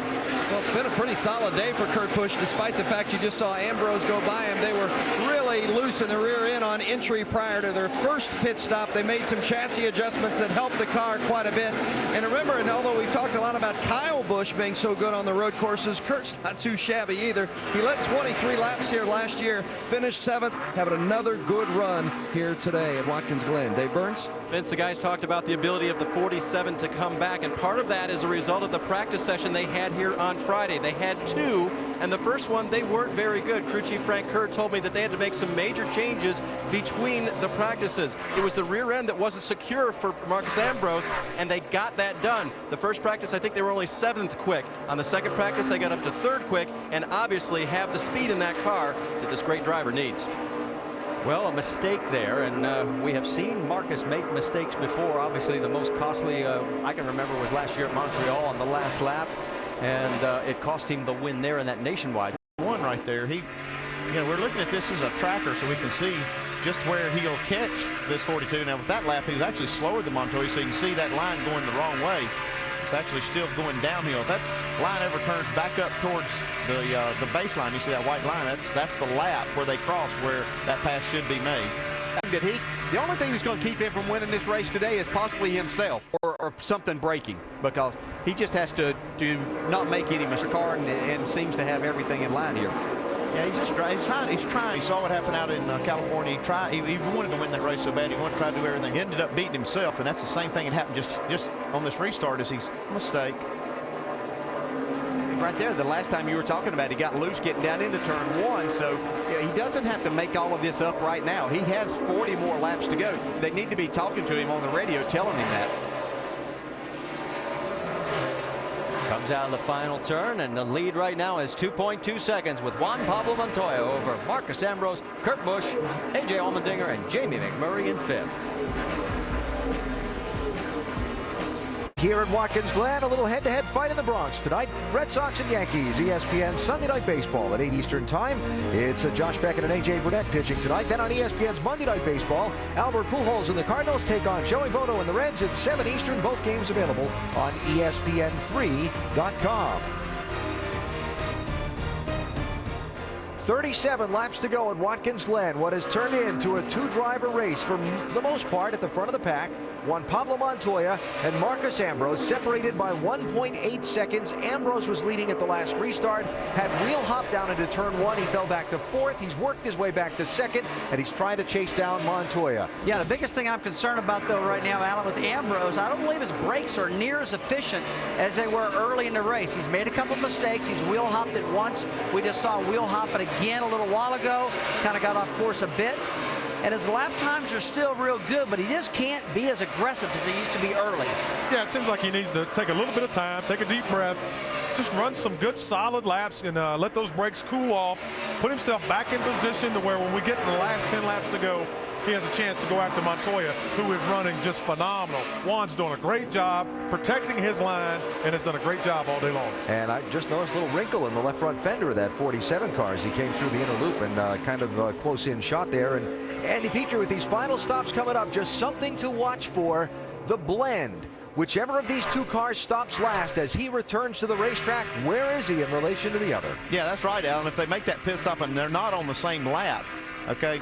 But you see this this tracker, this is what Ambrose has been looking for. He's trying to get that line to intersect, and wherever it intersects, you can see right here where it looks like it might be around lap 57, 58. That's what he's looking for to make that pass. If he can move that line up there, kind of predicts where he'll catch Montoya. And you see Montoya slide that right front tire getting in the corner. Now where it's flashing green, that's the lap we're on. The indicator at 58 is where he would catch him, and he has been picking up about 3 to 4 tenths a lap. And you had an interesting observation, DJ. It's just, you know, when he calms down and drives, he's way faster. There's no doubt about that. We see Jimmy Johnson, Matt Kenseth battling here, but Montoya is driving a great race, but he is no match for Ambrose whenever he just stays calm and lets his car do the work. And you can see this is all the way back for 16th position. Let's listen in on Jimmy's radio. Looks like I've got 12.5 volts with no fans on battery 1. Rev it up. Get it up about 4 grand. Let that thing maybe reset. Rev it up about 4 or 5,000 RPM. Yeah, it's, I moved the line a touch, but didn't do much. We'll just keep on trucking here, and if it looks like we have some issues, we'll switch over to the other battery. We cannot run both those batteries at the same time. 10-4. 10-4. And guys, I spoke with the team's car chief, Ron Malik, shortly after that radio transmission to gauge how concerned they were. It doesn't sound like that they're all that concerned. Malik told me that was a portion of the racetrack where the RPMs aren't usually all that high, and because of that, it's not really generating a lot of electricity through the alternator, if you will, generating a lot of volts. So because of that, they're not that concerned, but they are, as you heard, monitoring the situation. And it seems strange to hear Chad Canal saying we have issues. We've heard that a few races lately. Couple of cars coming down pit road while you see the battle as the 33 is in. Boyer, Jamie. And Cliff Boyer been saying he's been extremely loose. The car seems to get a little bit better on the longer run. The guy's working on the left side of the car. Of course, it's reverse of what they do every other week aside from one other race. See him filling up with Sunoco fuel, 4 tires, Dave. Sam Hornish Jr. coming down pit road as well. He has been had contact with Martin Truex Jr. On one of those earlier runs. Right now, they'll get him out of here for his final pit stop. 12 of Brad Keselowski on track as well. Remember, they had to change a motor from where they started earlier on the weekend. They blew a motor and they had to start the field. So not a bad day overall for Keselowski. So they'll come back out as the leaders come down the front straight to complete lap number 57. We have a total of 36 cars still on the lead lap. Well, our tracker said he was going to catch him on lap 57, but catching and passing is another thing. Battle with the 12 pulled out right there. See who gets to, he holds him up enough that it's going to allow Ambrose to get right to him. See who gets the best run coming out of the S's down the straightaway to the bus stop chicane. See, and you know, Keselowski's not going to give that spot up easily. Well, he's trying to stay on the lead lap. And the 29, Dave? Yep, our championship leader on pit road. No changes. That's a good sign. He does want 4 fresh tires. He does want it to be full of fuel so they can get to the end of the race and possible green, white, checkered finishes. But he's been very happy with the race car. And he said, strategy-wise, whatever you got, do it, because we got a fast car. Denny Hamlin's car is pretty fast as well. He needed some more overall grip on that car, so they reduced the air pressures in 3 of the 4 corners on the 11 car. The 83 of bar set has also made a stop, as well as Regan Smith. And meanwhile, Keselowski still trying to hang on to the lead lap. Yeah, and he knows that these guys are going to have to pit here very soon. Or not going to have to, but they're going to. But he wants to stay in front of them just in case the caution comes out before they make that pit stop.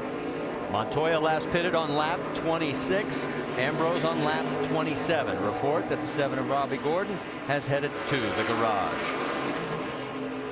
Let's get an update on Jamie McMurray. And he's in his pit box. They reminded him he stopped a little short last time. He's saying he's still tight, and he's getting a little too hot. They've been telling him to breathe that motor. They want to pack it with gas. They fueled a little short last time in 4 tires, Vince. Well, Kurt Busch has had a good solid run today. Been in a top 5 car all day long, but they're still trying to find a little bit more rear grip. They've been searching for it all weekend. 4 Goodyear tires, air pressure adjustments on all 4 tires, and around a wedge. Dave? Jeff Burton's car was tight earlier in the race, and now it's tighter. That's not good. It was running hot as well, so they removed tape from the front of that 31 car and made an adjustment as well. Vince? There's the 18 of Kyle Busch. Kyle said he's just had a little bit too much side grip in the car. They made a 4-tire change with an air pressure adjustment. And he looks like he's running a little bit hot as he comes back out. But his crew did a great job because he came in behind the 31, so Kyle Busch got out in front. And here comes the race leader, and they're both coming in. Jamie, coming your way. That's right. Juan Pablo Montoya decided it was time. The 47 followed. He said he's still tight in the inner loop, and that's where he feels he's losing the most time to Marcos Ambrose. No changes once again for the 42. 4 tires of fuel is the only call for Juan Pablo Montoya. 47 car, Marcos Ambrose is in as well. They're not going to make any changes for him. He likes the handling of the car. He's going to try not to do what he did last time, which is wheel hop. So far, he's been solid on the track ever since as he tries to take down the race leader. He's going to be behind him leaving pit road. Montoya's crew does the job. They get him out first. It's like Ambrose got just a little close to the wall for the jackman there. Maybe it hurt him just a little bit. So Carl Edwards was also in, as well as A.J. Allmendinger. There's Carl going back out on the track. This final round of green flag pit stops continues. Jeff Gordon getting back off pit road. Yeah, we talked yesterday that this is downhill, just like we talked about the front stretch. These guys had to be extremely careful not to get those RPMs up a little too much and get caught speeding leaving. Casey Kane finishes his work. He pulls out as well. Dale Jr. coming out right behind him. Dale Jr. hasn't had a bad day. For as bad as they were all in practice and qualifying, he'd moved himself up just outside the top 20. Guess who's the race leader? You're looking at him. Well, at least now until he pulls in. He comes our 4th different leader. Tony pulls it in at 35 miles an hour, and this has got to feel like snail's pace. Well, he hasn't led a lap yet. I'm watching the line here to see if he crosses over. He looks like he will make it before the rest of the leaders get here, so he'll lead a lap. Nope, looks like Ryan Newman beat him to the line. Yep, Newman came around and did beat him to the line officially. Vince, he's finally made it to you. Well, it's kind of been a handful for Tony Stewart today. You know, he's been 1st or 2nd in this race each of the last 6 years, but the car just hasn't quite been there today. Fighting the same thing throughout the day, loose off the corner. They're going to make a 4-tire change with air pressure adjustment. Sunoco fuel, trying to give Tony Stewart something to work with here down the stretch. Mike? And David Ruderman has complained about his car throughout the day, describing it as evil and crazy loose. They're going to make a wedge adjustment on that car. A 4-tire change anticipated as they swing now from the left side to the right side of that car, taking on a full fuel load of Sunoco race fuel as well, completing their stop and pulling away. And as he pulls out, we'll remind you that the guys, there's some debris there in turn number 7. It's off the race line, but that is pretty sharp. If anybody goes wide, that would definitely cut a tire. That looks like one of the covers for the drive shaft. Now the big question is Whose car is it from? Here comes Ryan Newman. And 33, Clint Boyer is going behind the wall, and I'm wondering if that's where that comes from. Jamie. That's exactly right. On his last round of pit stops, Clint did say something broke, something is not right. He went back out. They believe that part fell off his car. He's going back to the garage. Remember, Clint Boyer was on the bubble. He was 12th coming into this race. That's a big day for Mark Martin if Clint Boyer ends his day in the garage. It absolutely is. In fact, the swing right now would be close to 98 points. Well, that part I saw late on the track was a cover that goes around the drive shaft, and Boyer likely broke a pinion gear right there and broke the drive shaft and shot it out of that housing. Ryan Newman back out, and now Caution's out. We get the caution call for that debris that we saw in the final turn. And what a tough break for Clint Boyer, and that's the piece we're talking about. Yeah, Mark Martin is the leader, but he's going to have to make a pit stop, and you'll be surprised how many cars he lines up behind here. Yeah, most everybody except for Andy Lally and David Reagan had not, so they're going to go behind pretty much everybody else that's out there. Right. They last pitted on lap 43. We have completed 61 laps. And get our first look at Andy Lally. He did double the Grand Am race as well. As you can see right now, he started back in the 33rd position. But these top three, they definitely have to come to pit road. They all pitted back on lap 43.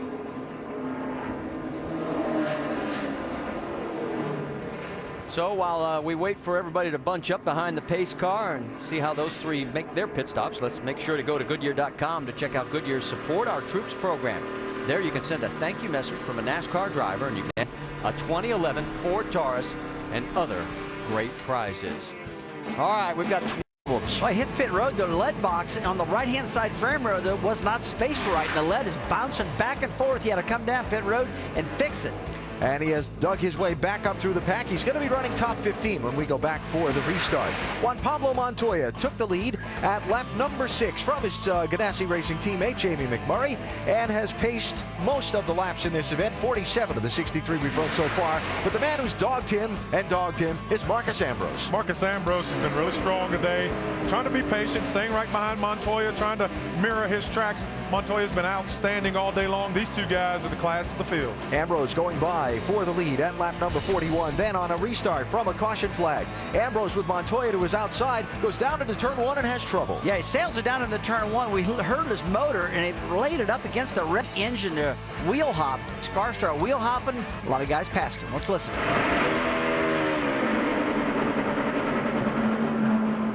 Boy, when you get that wheel hop, that is no good. And that's the reason he lost 4 or 5 positions. But he's got him back right now, right on the tail of Juan Pablo Montoya.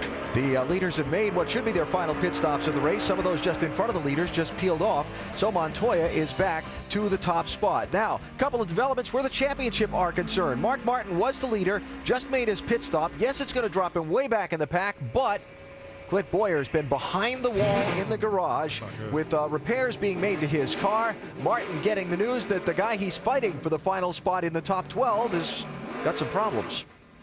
FY 33's in the garage. Okay, cool. I'll make sure we don't wreck this thing then.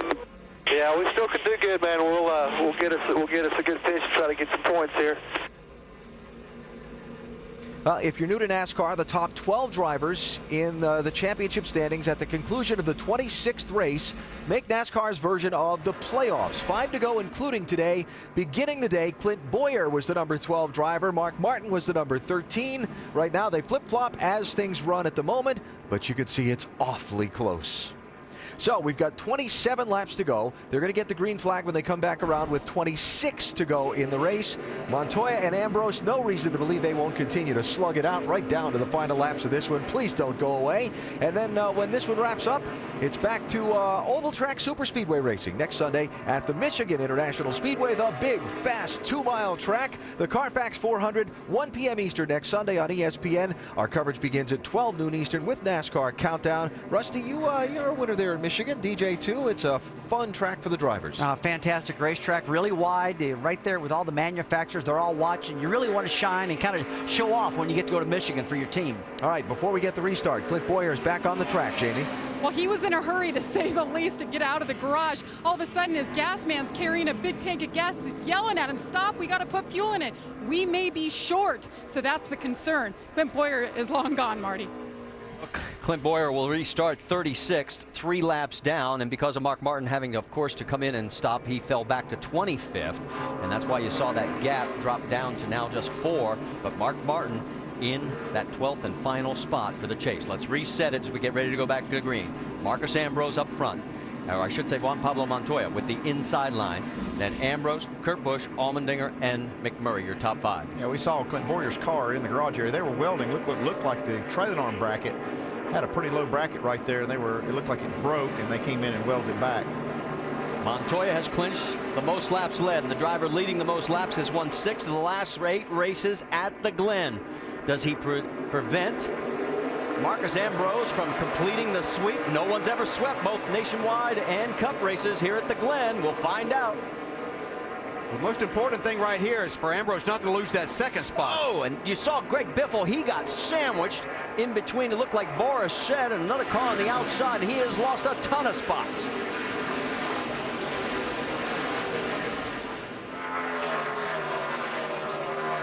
Biffle was 8th on the restart. And there you see he's fallen well back into this field. Now back to 25th.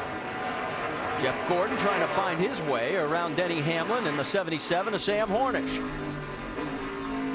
going to see things intensify a little bit here now. We're getting down in 25 laps to go here. These guys are going to race a lot harder. No more strategy, no more pit stops. It's all on the track now. Saw Mark Martin as he was fighting his way through. Let's go back up front. Check in on Montoya. He's got about 2 car lengths over Ambrose. Kurt Busch in 3rd. There's A.J. Allmendinger. Look at the 29 of Kevin Harvick going underneath Boris Said. Tony Stewart trying to get into this mix as well. On board with Boris for a moment as they come through the last turn. You see Harvick, he's had a good race car all day, but we're seeing him just work his way up towards the top 5 for the first time now.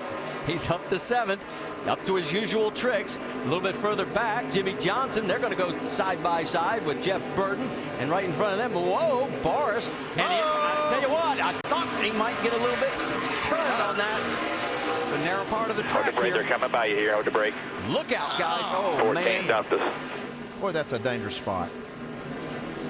Running 9th at the time, and the caution is out. It'll be our 4th. We talked about, we got a lot of damage. Alan mentioned it in the pre-race about the funnel that you just feel like you're going into there. Well, it's more than a feel. It actually does funnel down right there. Not a lot of room. See what happened here. It looked like him and Stewart racing pretty hard down in this corner. You can like see Boris has the advantage. Yeah, but Tony's on the outside and he's not going to give. I think he felt like that Boris. Well, yeah, it looked like Boris maybe running him out of room, and Tony says, wasn't taking any of that. It looked like Boris kind of forced him out of the racing line anyway. Tony didn't like that. Yeah. This one. Still there. Barely. Door. Still there.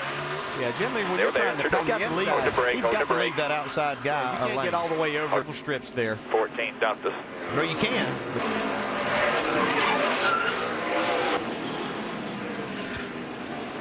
That idiot tries to run us straight off the racetrack. I'm going to hold my line. Did exactly what you're supposed to do there. Don't worry about it. This will be one of those situations where there's 2 sides to this story. Each driver's going to think he was right. On board with Tony. Well, Boris has the line right here, but he has to leave enough room for that car on the outside. Yeah, he was going to put Tony over in the dirt right there. Tony just made his way back onto the asphalt, and the 83 was there.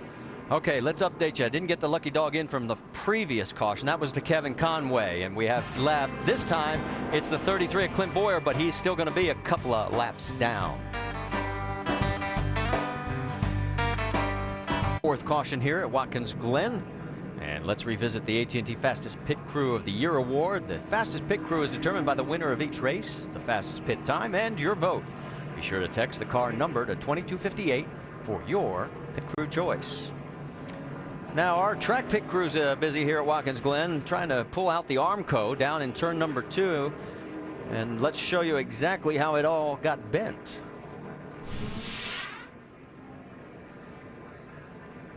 See Tony Stewart and Boris Said arguing over the real estate property there.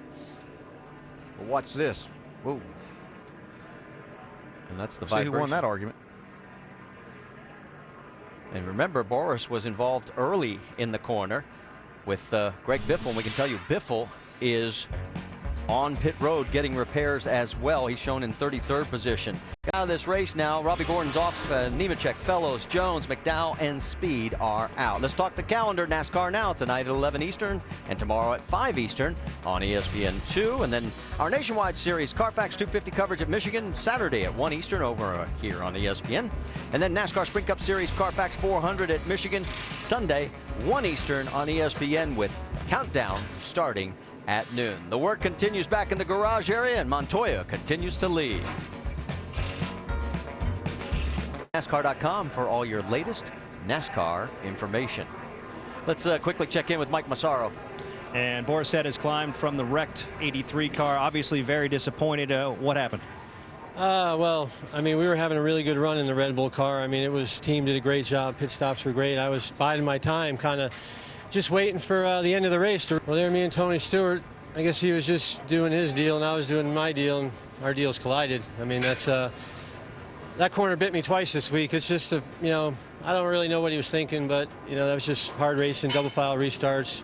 All the restarts were wild. They were a blast. I mean, I had a great time in this car. It was a great opportunity for me to be in a top team, and I'm just really sorry that, I disappointed the guys because the car was flying well. Yeah. This is a different angle, the onboard camera with Tony Stewart. I mean, he's off the track and looks like he's trying to get back on. I didn't quite know he was there. I thought he filed in behind me, but I'm a Tony Stewart fan. I'm not going to bitch and moan about him or say anything bad, but I just feel bad for these guys, and I don't know what I could have done different. So hopefully you can tell me what I did wrong there, because I don't think I did anything wrong. But man, I sure have a good time driving these cars, and it's just exciting racing. And this track is so great, and this Red Bull team's great. They gave me wings, but I didn't expect to be flying around in circles. I wanted to be flying around the winner's circle at the end of the race, but I think we had a top 5 car. Marty, he was disappointed. Obviously, he had high hopes coming into today. Well, he was running 9th, Mike, and he's had a rough weekend. He finished 22nd in the nationwide race, 21st in the Grand Am race. And as you can see, what's happened here as he's listed in 36th with 21 laps to go next time by. And let's reset it for you. Rows up front, Kurt Busch and Allmendinger, then Edwards, McMurray, Harvick, and Stewart. Jimmy Johnson is up to 9th despite the battery issues they've got. Jeff Burton 10th, and Kyle Busch is sitting right outside in 11th. Remember, he started at the back of this field. Clint Boyer did get the lucky dog. He's now only 2 laps down. He's in 34th position. Mark Martin right now shown in 27th. So that gap is still very close for that 12th and final position. And boy, are they taking snail's pace to come to the green flag. There we go. And boy, Montoya jumps on the throttle. And I'll say it again, Ambrose didn't get a good start. His biggest thing right here is to try to keep that second spot. If he's not able to do that, he may not get a shot at Montoya. Side by side with Kurt Busch, they give each other room. Look further back, you saw Gordon going wide, several other cars going wide, dust kicking up, and yes, this time we make it through without anybody going into the Armco. Ambrose did make it back out in 2nd place out of turn 1. Martin Truex side by side with the 9 of Casey Kane. Yeah, we may not have seen our last caution flag. These guys are getting very aggressive. See Carl Edwards trying to get on the inside of Allmendinger. Boy, and Allmendinger was having none of it. Here's Edwards underneath him again. Crisscrossing underneath each other. Can't get it done. Through turn 5. Yeah, these guys have raced in the top 5 all day long. Allmendinger doing a nice job, but Carl Edwards wants that spot really bad right now. Montoya has led 53 laps. We've had 5 different leaders. Here comes Jamie McMurray. He's side by side with our pole sitter, and they're going to go through turn 6. Now he's got the better line coming through turn 7. See if Carl will try to cross back over right here, get the spot as they go down to turn 1. Oh, spin. Got a spin. Jimmy Johnson. Can he keep it? No, and he gets hit from behind. And it's Denny Hamlin. Hamlin gets refired, but Jimmy's got damage to the front and the rear of the 48. Bring her on down here. We'll take a look at it. Seems like 9th is not the spot to be. That's where Boris was when he got tagged, and that's where Jimmy was. And oh, look at the damage to Hamlin. He hit Jimmy Johnson pretty hard there. What this means for Clint Boyer, he gets the lucky dog again. He'll be 1 lap down. 1 lap, yeah. At the rate we're going, one more caution away from being back on the lead Some lap. tools over here on this right front, guys. We're trying to get that splitter bar pulled back forward. So for Jimmy Johnson, he is having another weekend that he'd probably like to forget. For Denny Hamlin, he was running 12th at the time of this crash. We were watching this. We see Jimmy Johnson. That doesn't look like any contact there. Yeah, it looked like he just got off the racetrack on the right-hand side a little bit. Hamlin really couldn't see anything. He was just trying to slow down and miss. Well, it was Jeff Burton immediately behind him, as well as Kyle Busch. They both make it through. And it looked like Johnson wasn't going to get a lot of damage. He's got front end mashed in just a little bit on that safer barrier, but then here comes Hamlin. See, they have got some help from either the 31 or the yeah. It would have 18. been the 31. These guys could have been 3 wide there possibly. And well, Dave Burns has caught up with Denny Hamlin. I know for a lot of reasons this is very disappointing for Denny. What did you see coming down to the final corner there, Ben? Dive bombing. It's just so stupid. We're not even racing for the win. We're racing for 8th through 10th. And I don't know. Just guys dive bombing each other, and yeah, that's the way these road course races are. And hate it for the FedEx team, but you know, that's part of it, I guess. You know, we were back there in the first place, and but it's just a frustrating day. I mean, we had a 10th to about a 10th place car all day, but just at the end, guys just going for it. Okay, thanks, Denny. Guys. Well, you heard Denny's frustration, and you can only imagine Jimmy's. Let's go back the last few races. Daytona 31st for Jimmy. Chicago 25th. Indy 22nd. Pocono was the best at 10th. And we're checking to see if Kyle Busch, ooh, he's got a little damage on that right front corner. I wonder if that was from that incident. well, he's been having to deal with traffic all day long, so that could have come from any time. He was actually down on the inside part of the racetrack as they entered that corner, so I can't imagine he got that right there. Well, check Jeff Burton. Does he have any damage? Because he was, nope, looked like he went through there clean. As quick as Jimmy went around, though, it looked like somebody had to have tagged the rear bumper. Well, as we were talking to Denny Hamlin, as he is out of this race, has only 2 top 10s in the last 6 races. And remember, he won 3 of the previous 6. Watkins Glen under our 5th caution, as we had an incident in the final corner involving the 48 of our 4-time champion in the series, Jimmy Johnson, the 11 of Denny Hamlin, and Hamlin's car is really messed up front. Now keep an eye right on the 48 and the 31 and the 18. Here they come. Yeah, they're kind of all in line right there. We see Kyle Busch jump to the inside of Jeff Burton as they approach turn 7. Jimmy Johnson taking a wide approach. He thinks he's okay right there. But as Burton tries to protect his spot and get down in, it looked like there could have been a little contact. We'll have it from another angle maybe, but you can't really see it there. But it looked like Jeff got into the quarter panel of Jimmy Johnson just a little bit. Nothing intentional, just hard racing. No, Jeff Burton found himself kind of on defense with the 18 getting into that corner, so he's trying to race him in there. On board with Jeff Gordon. You can see a little bit right here. You can see just enough contact there as Jimmy tried to arc into the corner and come down. The 31 was there. Denny Hamlin thinks he's going to the outside to miss all of it. He can't see anything because of the smoke, and unfortunately the 48 car is sitting right there. Let's listen to Kyle Busch's radio. Can you see that corner right here because of those trees, or can you? Right there. Then you get under the bridge, and that cuts it off even more. And I think what he's talking about is he's asking for one of his 3 spotters there. Can he see that corner better? Well, he's probably wondering why maybe one of the other spotters didn't say he was inside, or, just trying to figure out how to call that corner. Vince, let's get an update from what's happening down there. Yeah, the 18s had to run the wheels off this thing today, as you guys noted, starting from the back of the pack. You see some left front fender damage there over that, just right on top of the wheel. He's also got right front damage as well. That right front damage from earlier restart contact. The left side getting together with Burton there on that replay that you guys dissected. So Kyle Busch got a little damage, but he's made his way back up into the top 10. Good run for him so far, Dave. Jeff Burton reported to his crew after that incident. He said not, and that was referring, of course, to the 18. And once he got alongside of him, Jeff said, I couldn't turn my car. There was nothing I could do. And they passed along an apology to the 48. Of course, that's tough at this point, but that's what Jeff had to say about it. Mike?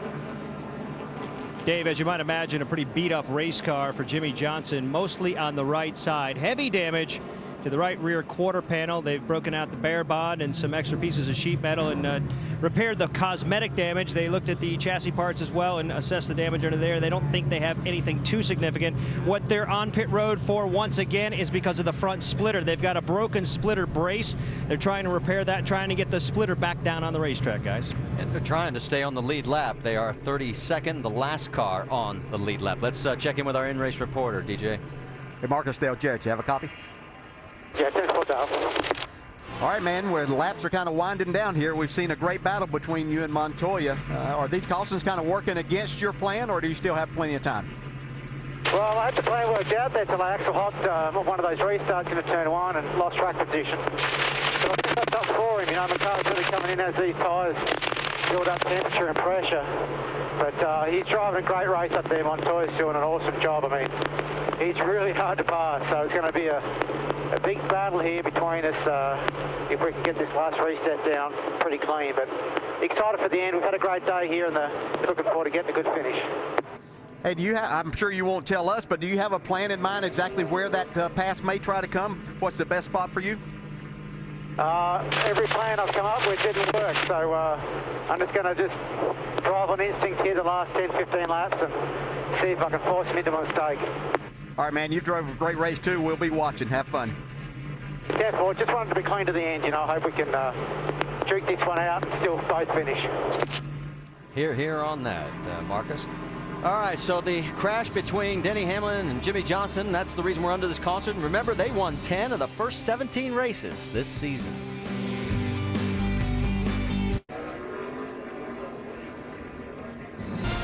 Baseball on ESPN tonight and tomorrow, and it's the Red Sox versus the Yankees tonight. That's Sunday night baseball at 8 Eastern. Then on Monday at 7 Eastern, it's St. Louis and the Reds. Both games available on ESPN3.com. And you aren't going to believe this.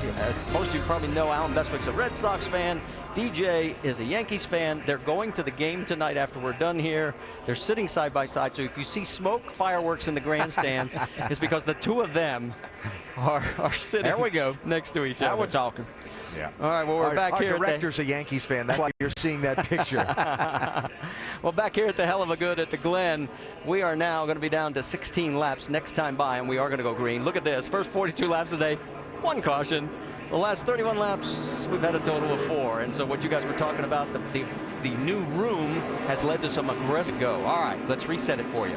It is Montoya up front with Ambrose, then Kurt Busch, A.J. Allmendinger, McMurray 5th, Edwards 6th, then Harvick, Stewart, Burton, and Kyle Busch is now 10th.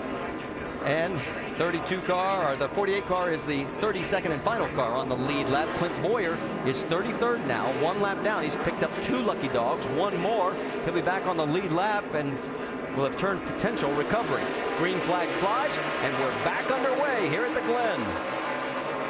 Ambrose with a little better restart right there. He might have something right here. Might be able to race him through this corner. Kurt Busch right on the back bumper of the 42. No, Kurt Busch gets the advantage. If he loses the spot, Kurt Busch looking to take it. Yes, he does. Coming up through the S's. A.J. Allmendinger's got his hands full with McMurray and Carl Edwards. That was perfect for Montoya right there. Separated himself. Not that Kurt Busch isn't good, but he hasn't had anything for Montoya. Edwards looking to the inside, thinks better of it. Tony Stewart trying to make up some ground right away. He's got Harvick right behind him with Kyle Busch. That last restart we saw, Kurt Busch was able to hang with those top 2, so he might be able to maintain that spot. We'll see. Going side by side through Elliott Sadler, and that's Robbie Gordon. He is back out onto the racetrack, 13 laps down after having earlier problems. Sam Hornish having a decent run back there as well. He's side by side with the Army car of Ryan Newman. That is for position. Hornish trying to get the 11th spot. There's still a lot of speedy drive up here in turn 7. Let's see if everybody can negotiate through there okay. Sam's got this position, and here comes Newman crossing over, and down the front straightaway we go once again. Harvick looking to get back on top of Tony Stewart. He's got the position. Whoa, and Tony gets loose. So what Tony gotteth, Kevin taketh away. Kyle Busch and Jeff Burton running nose to tail as well. Kyle into 9th now, Burton 10th. Jeff Gordon back in the 12th spot, still fighting with Sam Hornish, who's dropped back to 13th. That's Matt Kenseth in the 17 right behind. Yeah, he hasn't had a stellar day, and road course isn't his best spot for Kenseth. All right. What about Marcus Ambrose? He's got his hands full right now. He's got Kurt Busch in front of him, A.J. Allmendinger behind him. And it's allowing Juan Pablo Montoya to check out. Yeah, Ambrose can't mess around too much longer if he's planning on having a shot at winning this race.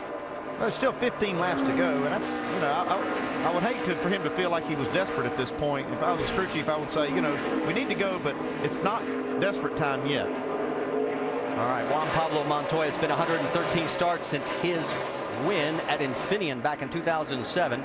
Kurt Busch has led 123 laps on the road course, the most by any who has yet to win. And here comes Marcus Ambrose, still looking for his first Sprint Cup win. Underneath him, they ride each other out to the far end of the track, takes the spot. What a move he made in that. That's just incredible. He can carry so much speed down in there and yet come out of the corner. Okay, everybody else we see is jumping on the brakes and wheel hopping and everything and getting out of shape and getting past again, but not Marcus. Well, for more NASCAR stats, in-car audio, and live race from NASCAR Sprint Cup Mobile at sprint.com/speed. We bring you now the chase of the Sprint Cup Network. As you can see, our leader, Kevin Harvick, 32.26. And right now, Jeff Gordon, second place, 208 behind. And Jeff Burton would pick up 2 spots, moving in to the 3rd position. Biggest mover of plus 33 positions, Kyle Busch, as Kyle right now running in the 9th position. As we said, don't forget, log on to sprint.com/speed. Jamie Murray really wanting that 5th spot from Carl Edwards. Oh, Carl into the safer area there. He brushes it with the left rear quarter panel. Jamie's not close enough, though, to take advantage. Carl takes a defensive line to protect. He's got Carl at a bad angle getting that corner. He might try to cross over here. Doesn't get it done as they head up through the S's. Gains a little bit on him now, coming out of the S's.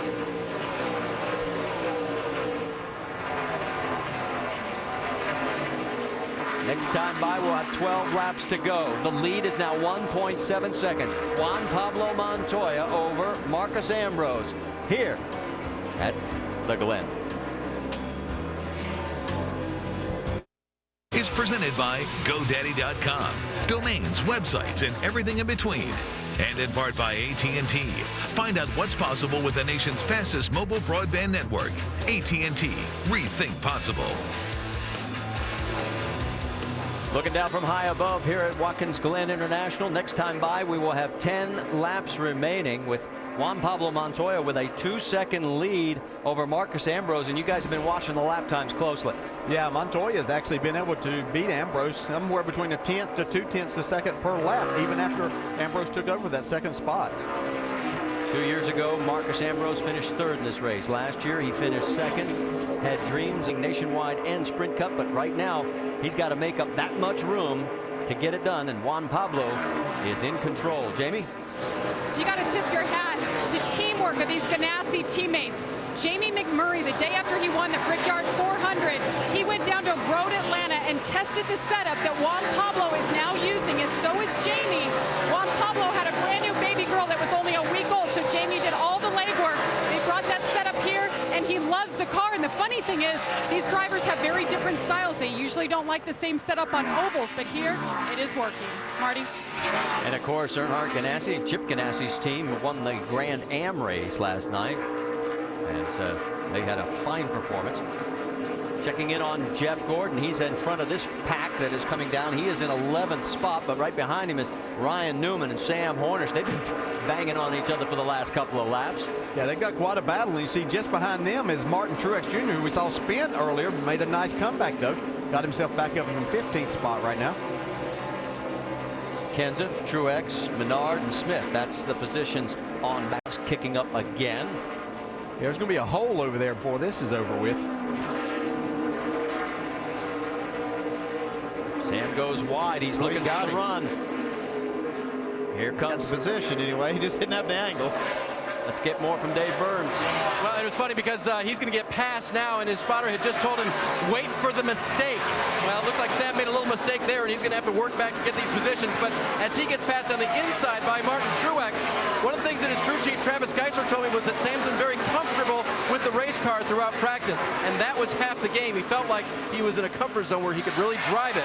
Now he's just got to hit all his marks. Well, but that was a perfect example of if you make one error at one end of the track, how badly it costs you at the other end.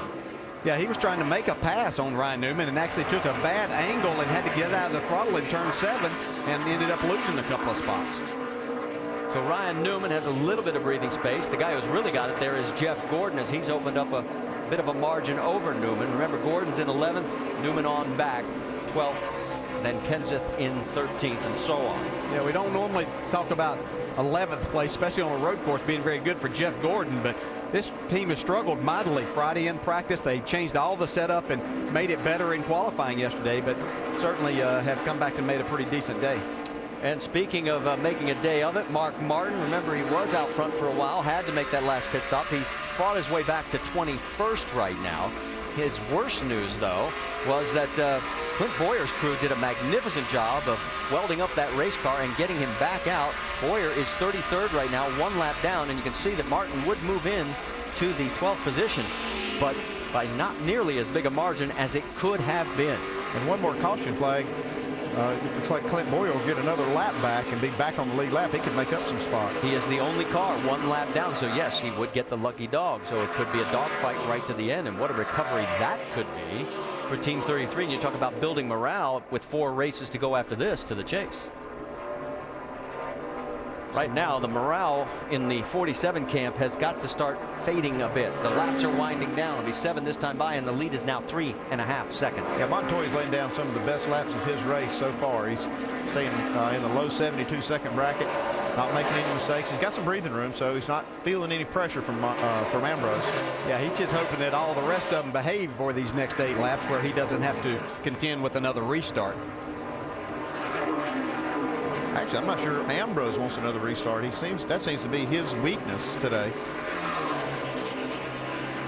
But as a racer, I think that's going to be his only shot. I don't think he's going to run him down in these next 7 as strong as Montoya is. Right now, Ambrose's car is not fast enough to beat Montoya. He's got some issues because he's nowhere near as fast as Montoya is.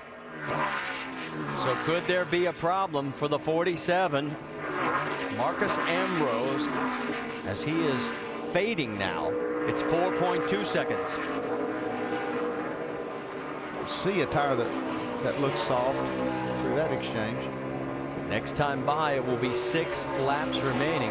And you talk about the diversity of NASCAR. You've got a Colombian up front, an Australian in second, Kurt Busch from the U.S. right here in 3rd. And as you take a look at those that have won in the Sprint Cup Series, Mario, Earl Ross back in 1974, Juan Pablo Montoya in 2007, and how about the first race on a road course? You want to know where it was? 1954, Linden, New Jersey, on a 2-mile airport runway. Al Keller in a Jaguar. And until 2008, that was the only non-American car ever to win in Sprint Cup competition. Right now, Marcus Ambrose can't even see the 42 of Juan Pablo as he climbs up through the S's. And that is the worst news of all for anybody who's... See the cycle as he is sliding backwards with the laps winding down. Next time by, there'll be 5 to go.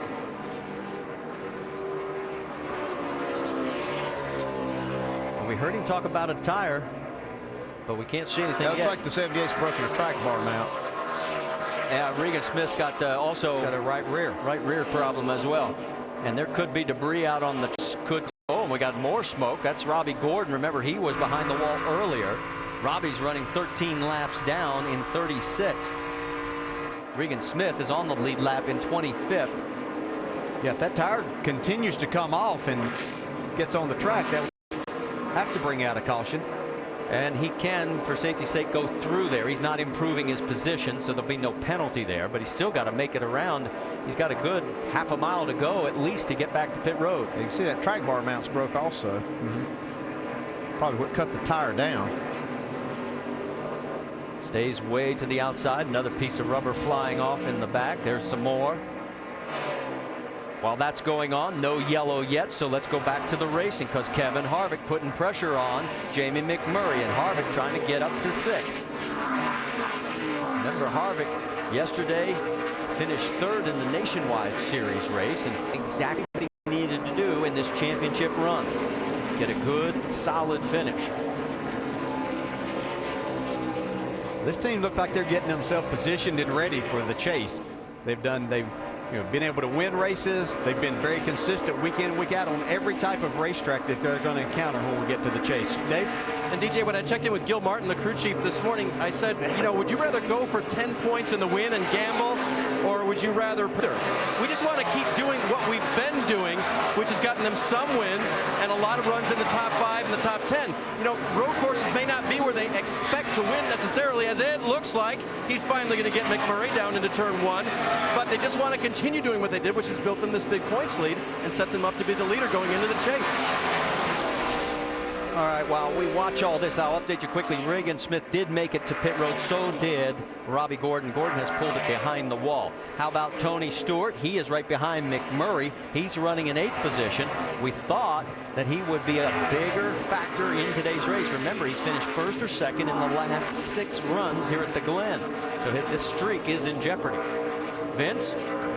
You know, Tony Stewart says his car just has not handled around other cars today. When he's out on his own, like you see him now, he feels like the car is much better. He can gain ground on some other cars, but then once he gets caught up, and the car just doesn't want to react and handle the way he wants. And of course, on a road course, you're going to be in traffic a lot. So not the kind of day that you would hope for if you're a Tony Stewart fan, or that guy, the 18 of Kyle Busch. But one thing that's impressed me about both of them, even though they've been less than ideal days, they've had solid top 10 performances at the end of the day, and those are the kind of things you look back on in a championship season and say, that was a big day for us. Kyle Busch has picked up 33 positions. Another guy, Burton, is now going to move into 3rd in the chase for the Sprint Cup because he's going to pick up 2 spots, and the Blue Deuce running up in 3rd position could be the big gainer today, picking up a total of 3, moving into 4th. That's if everything holds station for these last 2.5 laps, but a good solid day for the Cat 31. There's Jeff Gordon. He is in the 11th spot, and while he continues to motor on, so does our race leader, Juan Pablo Montoya. The lead, 4.8 seconds, as he's making the run down to turn number 6. So next time by, there will be 2 laps remaining. And if you look at that from up top, it's all over unless something happens to the... Unless we have another caution flag. Go 2. Give me 2.5 more minutes of nice, smooth 2 laps. Be sweet. 13-2. Still a 4.5-second lead. And that's right, Andy. The only thing that could change the complexion of this race would be a caution. 2 more laps, about 5 miles remaining. That's Montoya. I'd be just saving my brakes, saving my tires just for that restart, just in case, because he's got about 5 seconds that he can give up here in these next 2 laps. Well, over the last couple of weeks, everybody's heard the radio communications between his crew chief, Brian Patty, and Juan Pablo, and the fact that there has been some tension and stress. DJ, this is the kind of thing that can take all that and away. It's amazing how many times it happens in this sport too. I can remember back when I was racing thinking that, you know, Gordon and Evernham were having some problems and things. Okay, this is our time to strike. Next thing you know, they go on a 2 or 3 race binge and winning. And so these guys are professionals. I'm sure that Chip Ganassi and Tony Glover got them together and said, look guys, we've got a good thing going as Kurt Busch here closes in on Ambrose. But yeah, this can do a lot to mend those wounds. Kurt Busch all over the back bumper of Marcus Ambrose, as he has never won on the road course, but Kurt having a great run today. Does look like that left rear tire on Ambrose car is a little soft. Yeah, definitely he's got some kind of problem now. Yeah. Well, he's got the inside track heading down into turn 1, but boy, be careful here. Marcus brakes late and holds on to the position for now. Here comes Kurt. They go down and he finally clears him. And if he holds on to 2nd, this will be his best road course finish ever. Prior to that was 3rd back in Infineon in 2005. And he's pulling away from Marcus now. Yeah, Ambrose definitely has a problem. And it looked to me like maybe that left rear tire was a little soft.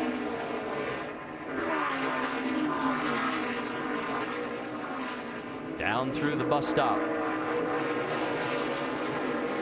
White flag has already been out. We are winding this race down.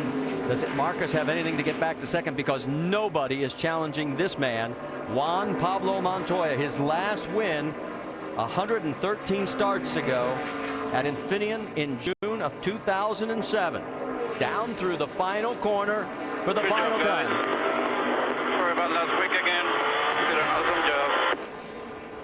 Way to go there, big boy. Good job. Good job. Juan Pablo Montoya, his second Cup win. This more than anybody else. Great job, everybody. We've been working really hard for this. This is what it's all about right here. Still got a battle further on as Kevin Harvick's fading back. Something's wrong with Harvick. Burton is going to get around him. You see McMurray, Stewart, Kyle, and Gordon rounds out the top 10, and Harvick slips back to 11th. Going to the wire. Newman, Kenseth, Hornish, and Truex in the top 15. Then Paul Menard, Casey Kane, and look at this, even further back, it is Brad Keselowski taking spot over Patrick Carpentier with Full and Reagan rounding out the top 25. And Dale Earnhardt Jr., despite starting a very distant 40th today, comes home in 26. But there's your winner, Juan Pablo Montoya, with his second win in NASCAR Sprint Cup competition. Right there. Juan, you drove the race of your career, buddy. That was tremendous. 0 mistakes. Well, you can see it in the moment, and we will savor it with him in Victory Lane when we come back. Watkins Glen, where Juan Pablo Montoya has picked up his second career win and the first as a crew chief in Sprint Cup action for Brian Patty. And coming up right after this, of course, SportsCenter will have Carl Edwards in the pit studio. Winter interviews and the oh-so-close no-hitter today in baseball. Juan still making his way around this track. And let's talk to probably an emotional Brian Patty, Mike. An incredibly popular win for Brian Patty. As he walks through this garage, he's getting hugs from everyone. The champion, Jimmy Johnson, even stopped his car to congratulate you. What does this win mean? It's huge. It's big for us. First time they've been in Victory Lane. I still want to win on an oval, to prove this point. But we've been fast every week. We had, the Brickyard 2 weeks ago was my fault, and hopefully this makes up a little bit. This team has faced some challenges over the last couple of weeks. What does this win do to mend some fences? Yeah, I mean, obviously, trophies mean a lot. And, my truck and my Busch victories I both had here, so it's pretty neat to have the triple and at the same racetrack, which is my favorite. It means a lot. It's pretty cool. Quite the emotional win for Brian Patty, Dave. Of course, Marcus Ambrose wanted that win as well. Faded back to third there at the very end. And you talked about possibly a tire. Do you have any idea if there was a condition with your car? We lost the handle on it after that last stop. From the moment I rolled out, just didn't quite. We had a bad set of tyres. The track changed on us. I'm not too sure, but we tried hard all day. Congratulations to Juan. He drove a heck of a race, man. It was a lot of fun there in the middle part of the race. He wasn't giving me anything. You could tell we weren't running for a championship because I just wore everything out trying to pass him and finally got him. And then, that last round of pit stops there, we just lost the handle on the race car. But good day for us. Little Debbie has been a big sponsor of mine. I'm really proud to get him back here in the top 3. All right, a podium finish, but not the W he wanted today, Marty. No, the W goes to Juan Pablo Montoya. He's the 4th driver to win this season, to break a winless streak of more than 50 races. And there he is, climbing out down in Victory Lane.